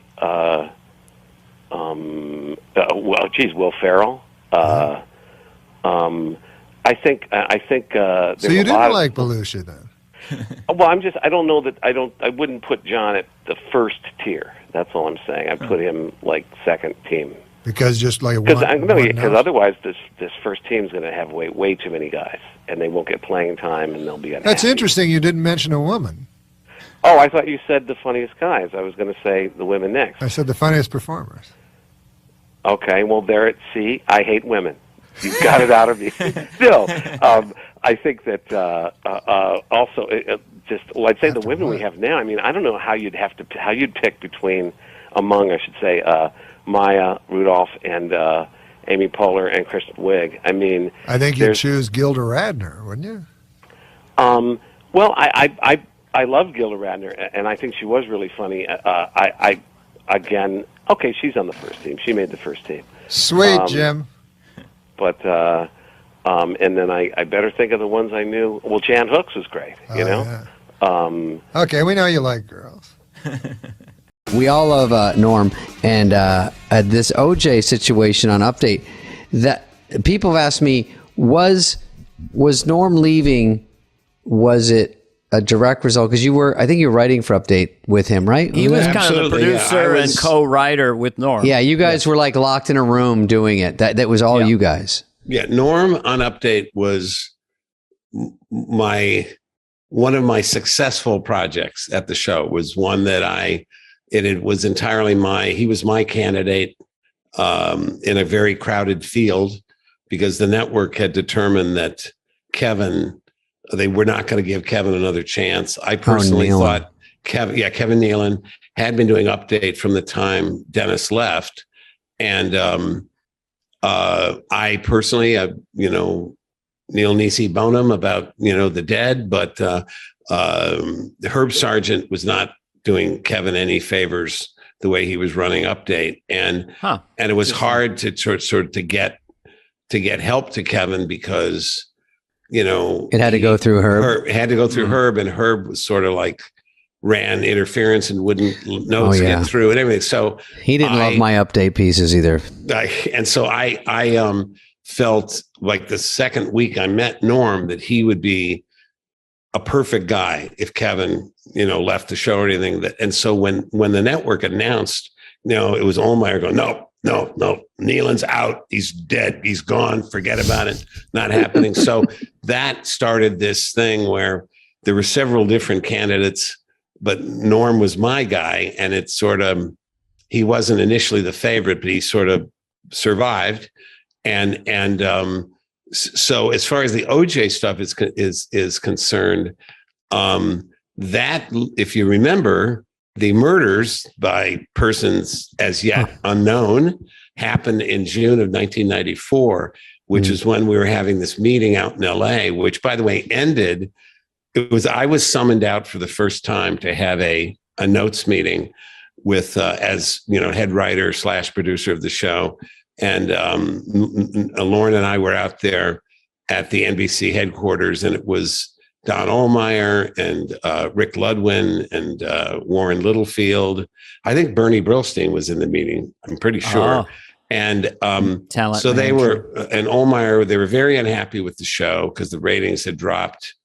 And I thought we were on like a sugar high the year before that in 92, 93 from the Wayne's World movie, that sort of was bound to come down. Yeah, we had the debates and stuff. And so the ratings dropped, albeit to a rating number that they would die for today. Yeah. But anyway, so they were giving us their notes on what they didn't like and everything. And I had gone there. My marriage was falling apart because of the time at the show and stuff. And so I was sort of feeling like, I don't know if I want to keep doing this. So my attitude was, I'm not going to do anything to save my job. I'm not going to beg or plead or agree to I'm going to just tell them what I think. And if they don't like it, it's just as 6-1 to me if I get fired or not.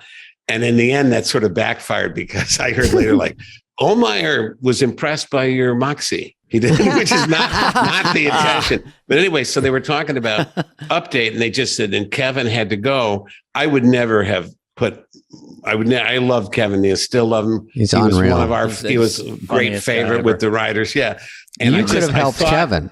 I could have. I thought if they had been willing to keep Kevin, but get rid of Herb, I think that we could have turned that thing around. But anyway, that was not the option available. So anyway, but the meeting ended only because visiting hours were starting at LA County, and Ohlmeyer had to go visit OJ. Wow. That's why that meeting ended finally, mercifully.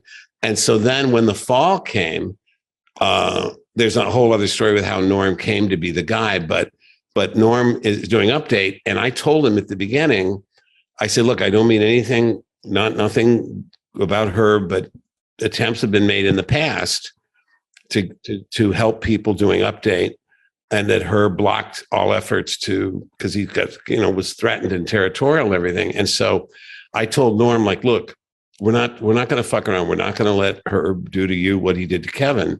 And so you can have your Herb meeting, but you got to have a later one with me, because I'm not fucking around this time. It's too important.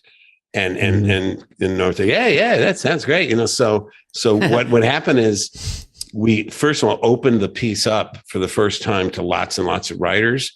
So you suddenly got a lot more writers contributing. Yeah. And then we would just overrule decisions that Herb made I never even had a conversation with Herb about it. So to answer your original question, the way Norm came to be fired was we just did the OJ jokes because they were funny. It wasn't, none of us had a hard on for OJ or anything, but it was. He was in the news every fucking day too. Like you can't avoid it. Yeah. And so luckily the timing couldn't have been better. The trial opened just before we went on the air. And then the very next year, the fall of 95, the openings, the week of the first show, the verdict came back. And so, but anyway, he just, every week I would hear occasionally from Lauren, and I knew it was Ohlmeyer calling him to complain, but it was, Lauren would go like, How is it that you and Norm seem to be the only people absolutely convinced of OJ's guilt? And I would go like, Lauren, come on. And he goes, well, I think it's hurting us with black audience.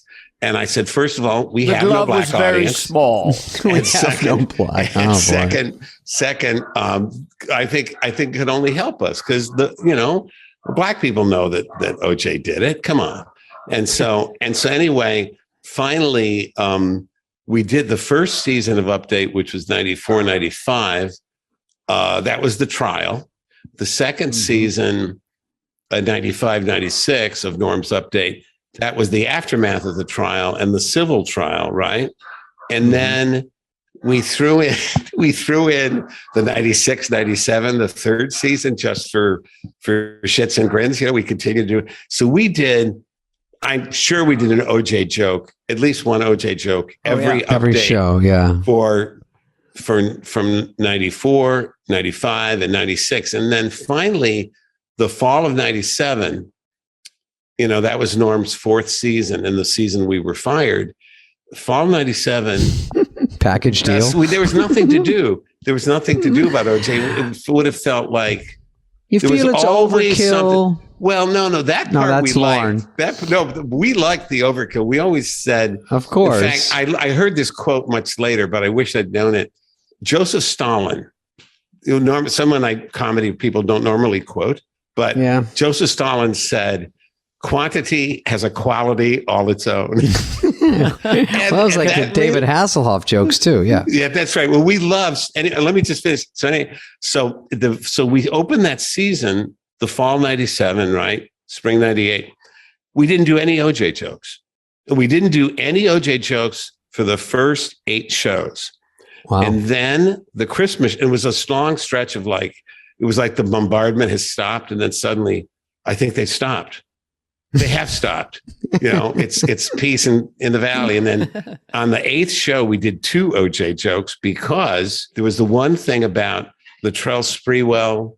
Remember, he was playing for the Knicks and he went nuts in a practice. He choked the coach. PJ Carlissimo. Choked. Yeah. So we did a joke about Johnny, and he hired Johnny Cochran as his attorney. And so we did a joke about it, and Cochran has vowed to find the real choker. And then there was OJ. If you remember this one, OJ was in a restaurant in Brentwood, and his presence was bothering some of the other patrons. So the manager of the restaurant said, "Mr. Simpson, some of our customers have they're concerned, and we were wondering if you wouldn't mind leaving." And so OJ sued the restaurant, but got something like $300, like a free dinner or something. So we did. Our joke was, in addition, the restaurant must now set up individual or separate murderer and non-murderer sections. I know. And so. Well, this week, after a Los Angeles restaurant refused to seat him, O.J. Simpson demanded and got $500 in compensation. In addition, the restaurant must now offer separate murderer and non-murderer sections.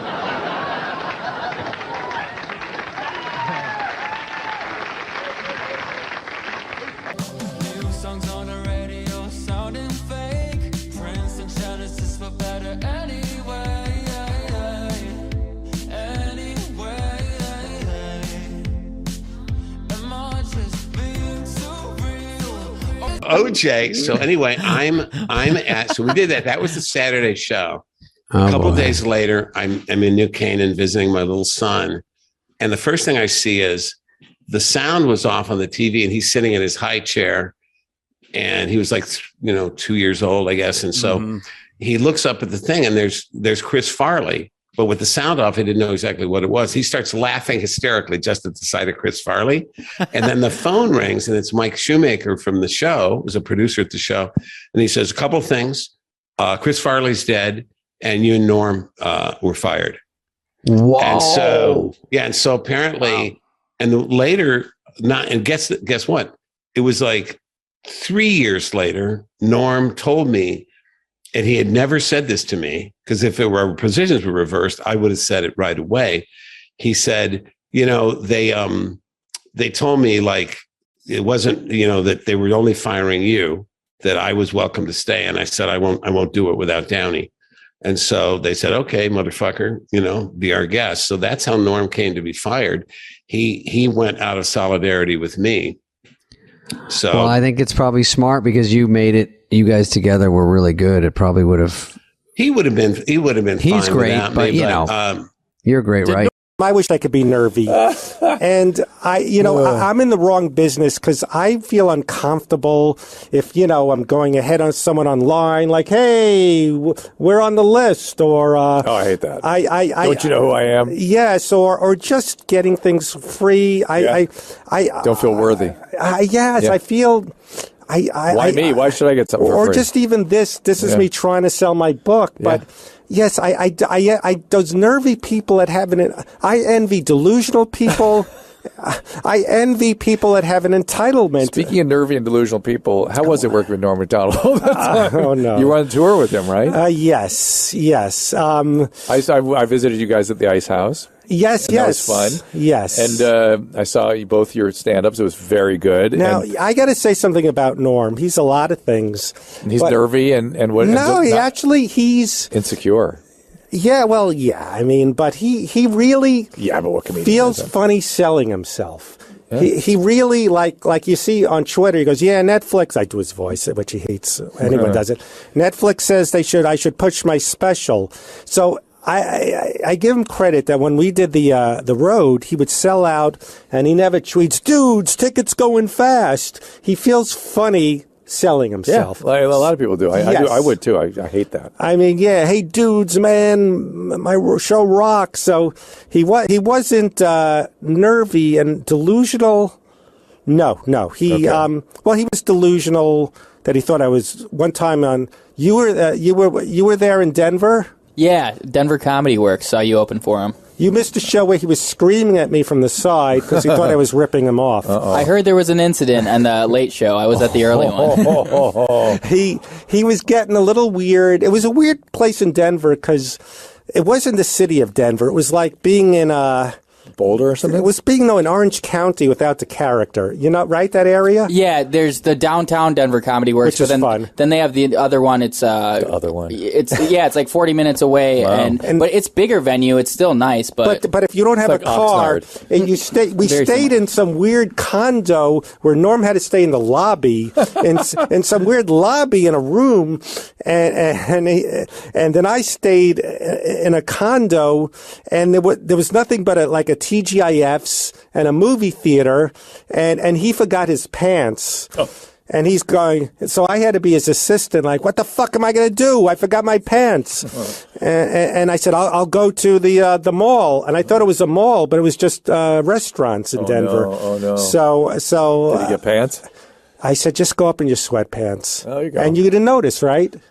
I didn't. It makes me mad that I'm not that observant, but I was in the balcony. He had a funny thing about Bill Cosby. One of his opening things. He goes, I love Bill Cosby. I model everything in my life about him. Everything about him I think is glorious. I just think everything he does is great except his comedy. Anyway. Yeah. Well, no, I thought he did a bit about... what was his bit about? People were outraged about Cosby, and they said the worst thing was the hypocrisy. Yes. And he goes, I think the drugging, the raping, that was worse than the hypocrisy. The misleading, the hostage, the hypocrisy is like 7 things down. He did a Stern appearance recently. It was very good, Which too. what? Stern. He was on Stern about 2 months ago. He's just, you hear just amazing stories, and, he's just, it's fun to work with, except if he forgets his pants and screams at you from the side of the stage. But he missed that show. But I envy... But in a way, I think we're all delusional because we're going to die, so we have to come up with projects like this book. No, I'm just kidding. To distract ourselves. Yes, creative things. But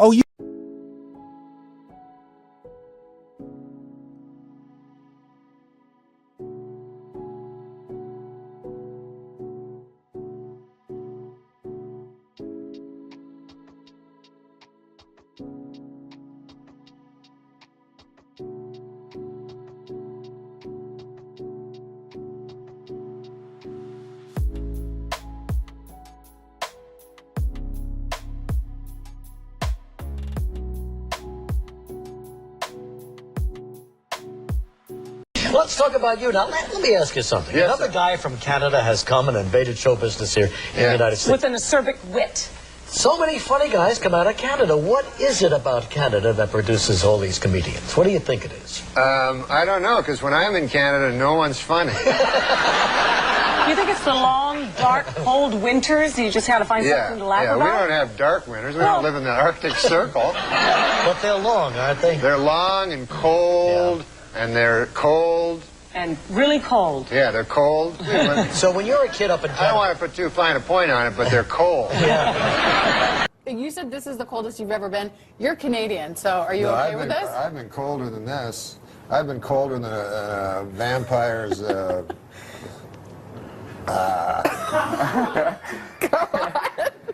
on. That's like We're an waiting. 8 a.m. joke. Yeah, we can do it at 7:19. The stage is yours. Are you drunk? Because all you did was ride a cooler and you're sweating. I am. Well, it's hot it's hotter than a $2 Well, he's pistol got like in here. 12 layers on. Yeah, I think. I thought it was going to be really cold. Well, you're from Canada. This should be this should be springtime for you. No, I know I'm from Canada, but I'm still a human being. Like it's not like we evolved differently. I'm from the frozen north. Yeah. Yeah, it gets colder than It gets colder than a... here it comes. Get your finger on the panic button. No, it gets colder than a vampire's demeanor. Okay, that's better. Wow. Surprisingly cerebral. One time I kissed Relic. The beachcombers? Yeah. Were you on a ferry or? No, that Indian guy from the show gave me some bad heroin. That's not true. No. You made that up. I didn't make that part up, but I did have a long kiss with Relic. For a show or just party? Yeah, no, I was supposed to be on the Beachcombers. Right, that would have been awesome. With Jackson Davies, too? Yeah. And turns out I was never going to be on the Beachcombers, and I was just going to be in Relic's hotel room. What, were you in Vancouver? Yeah, I was in Vancouver, and I'm like, this is going to be the greatest. I'm going to be, I was supposed to be like the new breed of the beachcomber and everything. That's what Relic said. So this is a next generation beachcomber thing? Exactly. Okay. Beachcomber the next generation. Relic was supposed to be the executive producer, and he'd make occasional appearances. This is what he told me in his hotel room. Come on. This didn't happen. No, it didn't happen. Okay. I got to read this book. Sean. Hey, I should put that in the book. You should. I know there's a couple generations maybe between you two as comedians. Looking at a couple. Watching Norm over the years and some of the characters, what's it like being alongside one of the best? Oh, it's great. I mean, I love Dirty Work, and I love Saturday Night Live. And then I worked with Norm. He was my boss, my first boss in Los Angeles. Yeah, Sean's awesome, man. Future of comedy. If you show this clip like 10, 20 years from now, you're going to go, who's that old guy talking about, who the hell is Relic? I love that I'll story. be like Relic, and he'll be like me, like 20 years, when you look at this in the fall. In Canada, it's different. Like here in the States, you vote for the president, maybe you vote for the wrong guy, a war happens. Right. In Canada, it's not like that. You go, like, what's the big thing? Should they make that bridge? Right. That's the biggest. Yeah. So it doesn't really matter. So it's It's too much we're pressure. very inconsequential, Canada. Yeah. Last time I performed here at the Just for Laughs Gala was 25 years ago, and I did so well, they invited me back. So that was nice.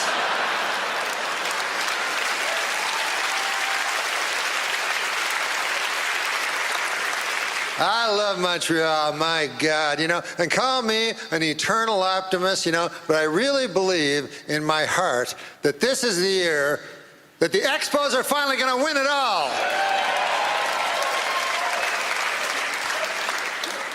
Montreal, famous for a lot of things, one of them being the greatest strip clubs in all of the world. Yeah. Last night, are you aware of Club Super Sex? Yeah, so last night I went to Club Super Sex. I chose the soup. Big mistake.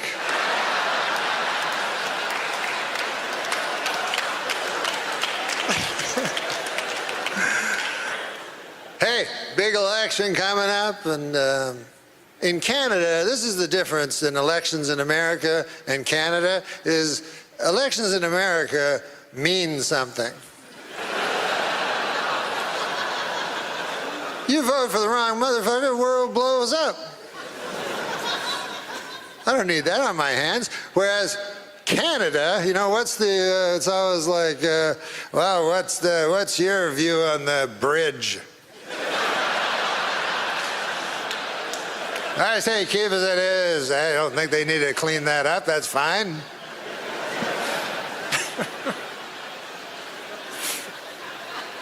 It was easy when I was young to vote because it was simply, you know, you just didn't vote for the French guy.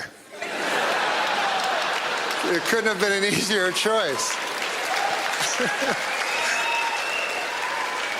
As a matter of fact, I almost feel like coming back this fall just as an homage to my late father and not vote for Trudeau. My dad did not like Trudeau. Trudeau was my hero, though. I loved him, you know. And since I've come back, I've been watching the news and everything. I've been seeing Justin, you know. And I thought, by God, you know, this Justin kid, he must be brilliant because his father was Pierre Elliott Trudeau. But then I forgot, he's got a mother. So that's kind of evens everything out. You know, what's also different in American and Canadian elections? In America, you get to vote for the President of the United States, and in Canada, you vote for some motherfucker who lived down the street. In your riding. Whatever the hell that is. So then, that guy, he goes to the House of Parliament, you know, and he's like, oh, wow, this is big. And then the speaker's like, all right, well, what are we going to talk about? Anybody want to bring an issue? And then your guy's like, yeah, I just, our bridge ain't looking too good. The speaker's like, what the fuck are you talking about? I go, no, I'll sit down. Sorry about that, I just... I'm scared of letting go, go. I'm scared of letting go, go. I'm scared of letting go. I'm scared of letting go of everything. Scared of letting go. Thank you and good evening. I'm Norm MacDonald, and I could not be more excited to be here. You know, when I was asked to host the Canadian Screen Awards, I called my good friend Chris Rock, and I said to him, I've got some great news, Chris. I'm going to Canada. And he said, I've got some great news, too. I'm hosting the Oscars. What are you doing in Canada? And I said, you know, visiting some family, friends. The usual.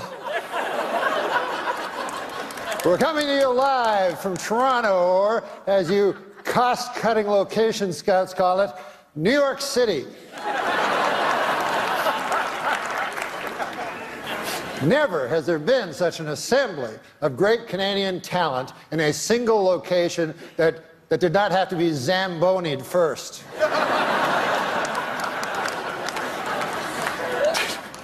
Tonight, the CSAs are being seen in over 50 countries. Isn't that exciting?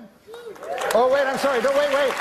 I misread that. 50 counties. And a couple of regional municipalities. We are here to celebrate nominees for their wonderful work in Canadian cinema and television, which is a lot like celebrating the Northern Lights. You probably haven't seen them, but you've heard they're amazing.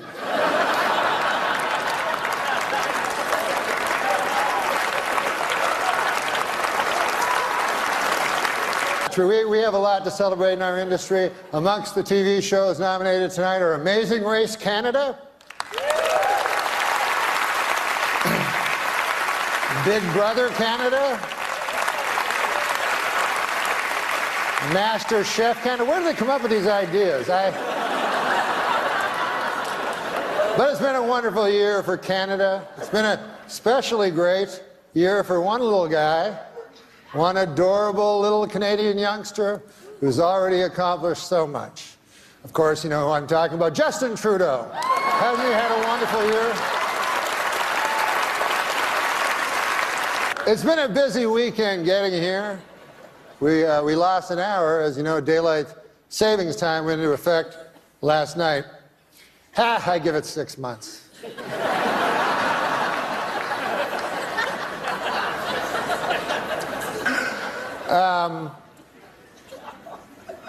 Well, we're going to start the show, but I was... It hasn't started yet. You didn't know. I saw a wild look of alarm cross your eyes. But I was backstage yesterday, and we were doing rehearsals, and I asked, what is the statuette called? And they said, it's called the Canadian Screen Award. And I said, well, that seems kind of dull. Like, what? That's the name of the award? And they said, well, we've been bandying around different names, but none of, they said in Canada it takes a long time to get stuff done and stuff. But one of them that they said, one of them they mentioned was the Candy. And I think John Candy, I mean, who doesn't love John Candy?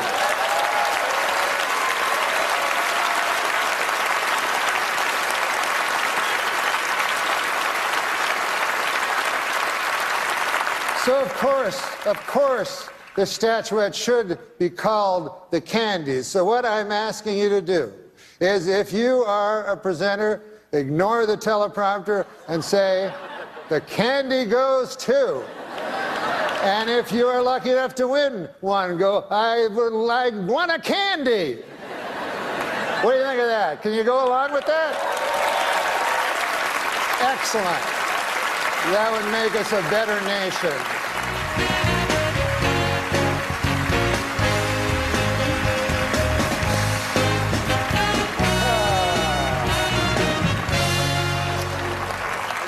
I am not here to upbraid. However, I think I made it quite clear that these awards should be referred to as the Candies. A 9-year-old child knew. Are you so burdened with this preposterous technology?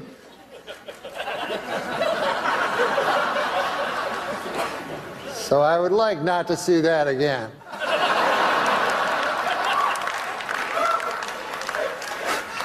Backstage I was thinking how different things are since I moved to the United States. Now I'm in the United States. One thing I've noticed about films, I don't like foreign films anymore. They're all like artsy, kind of not my cup of tea. But when I grew up in Ottawa, by God, I loved foreign films. Star Wars, Smokey and the Bandit. Do you remember that one?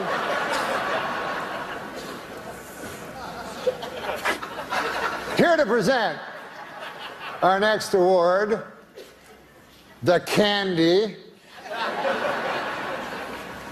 And this will be the end of my upbraiding, I hope. George St. Kitts and the Candy Band. Who can take a sunrise? Come on, guys. Sprinkle it, but they can't. Well, whatever. Well, our next presenters are political people. And it made me think, because I was just told Cape Breton Island, I don't know if you know this, but they are offering sanctuary to anyone that lives in America after Trump is elected president by a landslide. And I agree with this in principle, but why Cape Breton Island? I mean, can't I just flee to Toronto? Do I have to leave the fucking planet? I mean,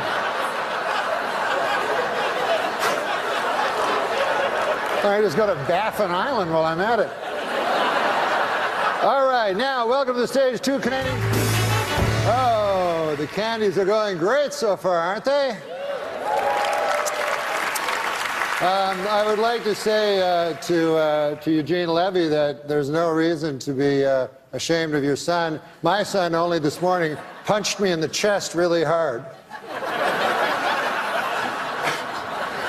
Listen, I have some good news. I just found out that all of you here tonight will be getting a swag bag.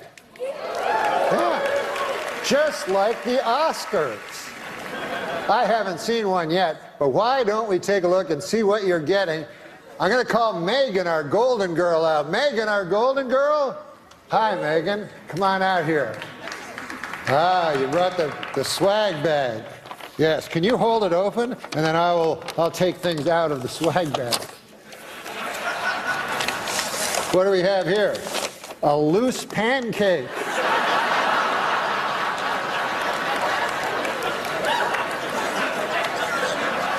What else we got here, Megan? We got, oh, this looks cool. It's a CD, you know what they are, of Nelly Furtado singing all the national anthems.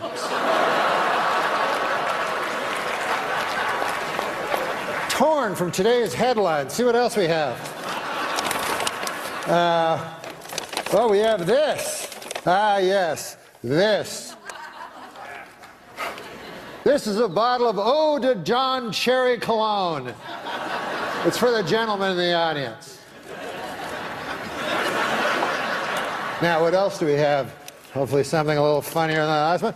Here. We have a 30-minute massage from producer Robert Lantos.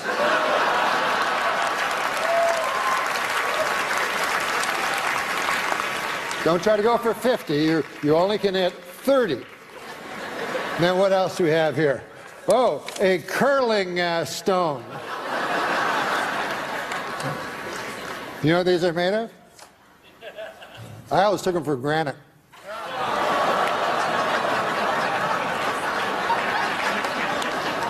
Last time I take a joke from Martin Short. All right.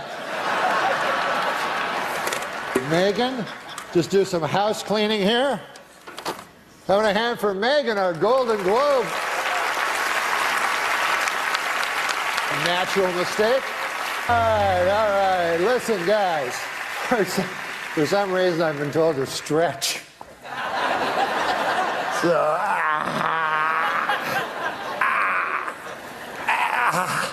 oh, I've never tried that before. The show's over, folks. Good night. But for the first candies, respect, peace. Try to at least do comedy. I hope most of my evolving comes from being a decent person, but I'll tell you, make no mistake about it. A lot of it comes from, I don't want to be one of these comedians on the wrong side of history. And I fucking love comedy, but if you go look at old stuff, yes. Whew, God damn it, aren't comedians today going, that's embarrassing? Yes. And by the way, you could say this, well, whenever you look at comedy 30 years later, no, Rodney Dangerfield, I'm punching the wall. I tell you, I'm all right now, but last week I was in rough shape, you know?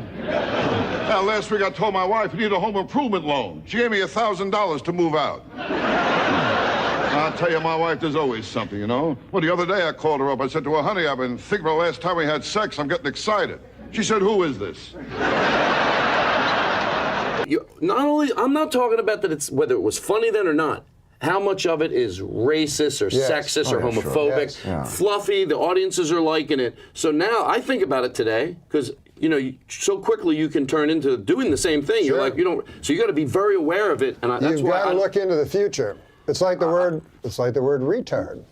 And finally, the Oscar nominations were announced this week. And Tom Hanks and Jodie Foster are in a heated competition in the Academy's controversial new category, Best Retard.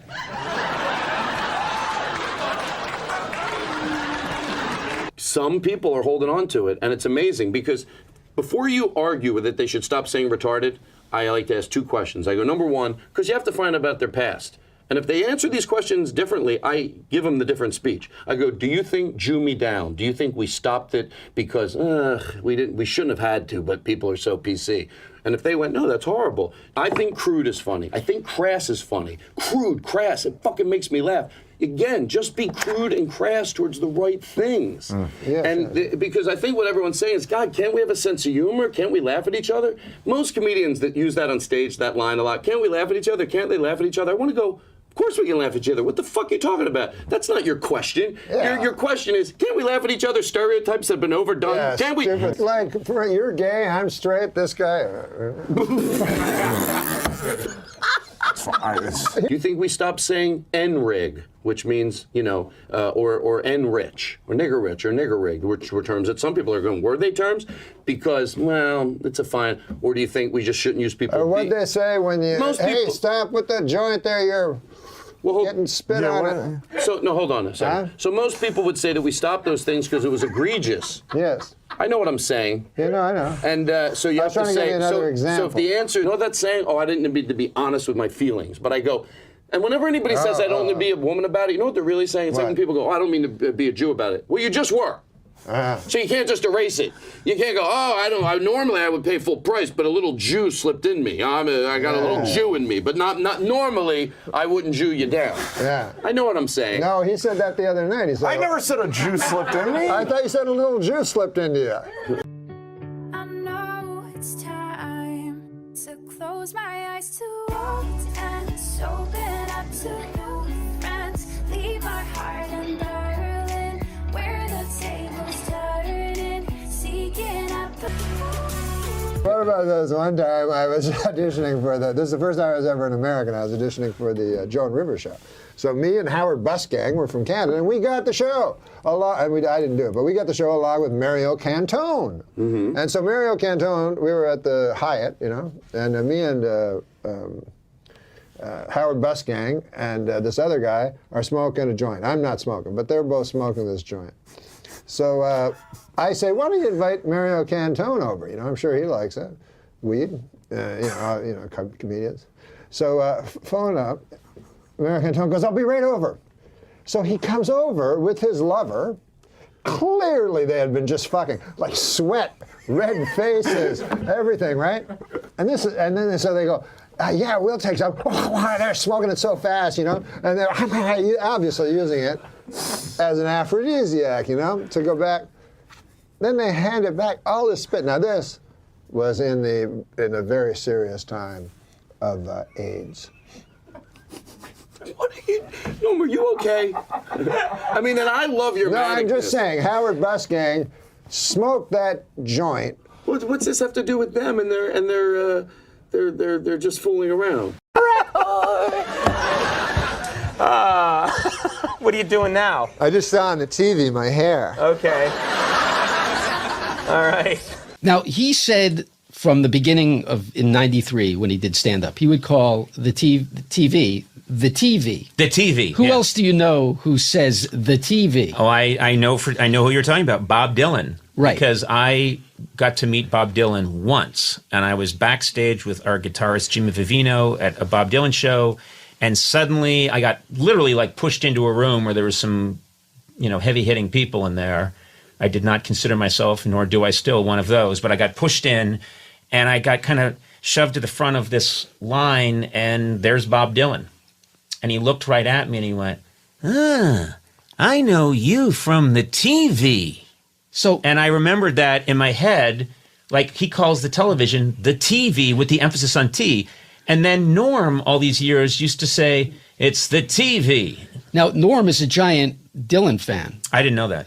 Enormous Dylan fan. And sometimes in his material, I feel like there's... I think that's just Minnesota and Canada. Bob Dylan's from Minnesota. Yep. So you're hearing a guy from Minnesota, and you're hearing a guy from Canada, and you're hearing just a North American, the TV, Right. Because that Canadian guy also says, I'm not a hobo, I mean, those are all old, crusty white manisms, very Canadian, very upper northern, U.S. Well, here's an interesting fact, and I don't think it's been out there publicly, but Dylan was a fan of Norm's and invited him to his house. Oh, wow. And Norm was at Dylan's Malibu house for like 2 days. Wow. Wow. Spent the night. Slept there. Wow. And you want coffee? What do you want to watch on the TV? Who wants I don't waffles? know. What do you want to watch on the TV? Let's both watch the TV. Finally, I found someone who. Who says it right. You want to play volleyball? But he told me about this, and it was an interesting experience. But he never talked about it publicly, which shows you, first of all, what a thrill that must have been for this guy who grew up a Dylan fan. But he talked about almost everything. You know, ask Bob Uecker. Yeah. He didn't keep much secret, but he never really talked about Dylan, and it just shows you how much he did. Right, he didn't trade off of it. Yeah, yeah. Any other comedian could have turned that into like a whole special, you know. Just a little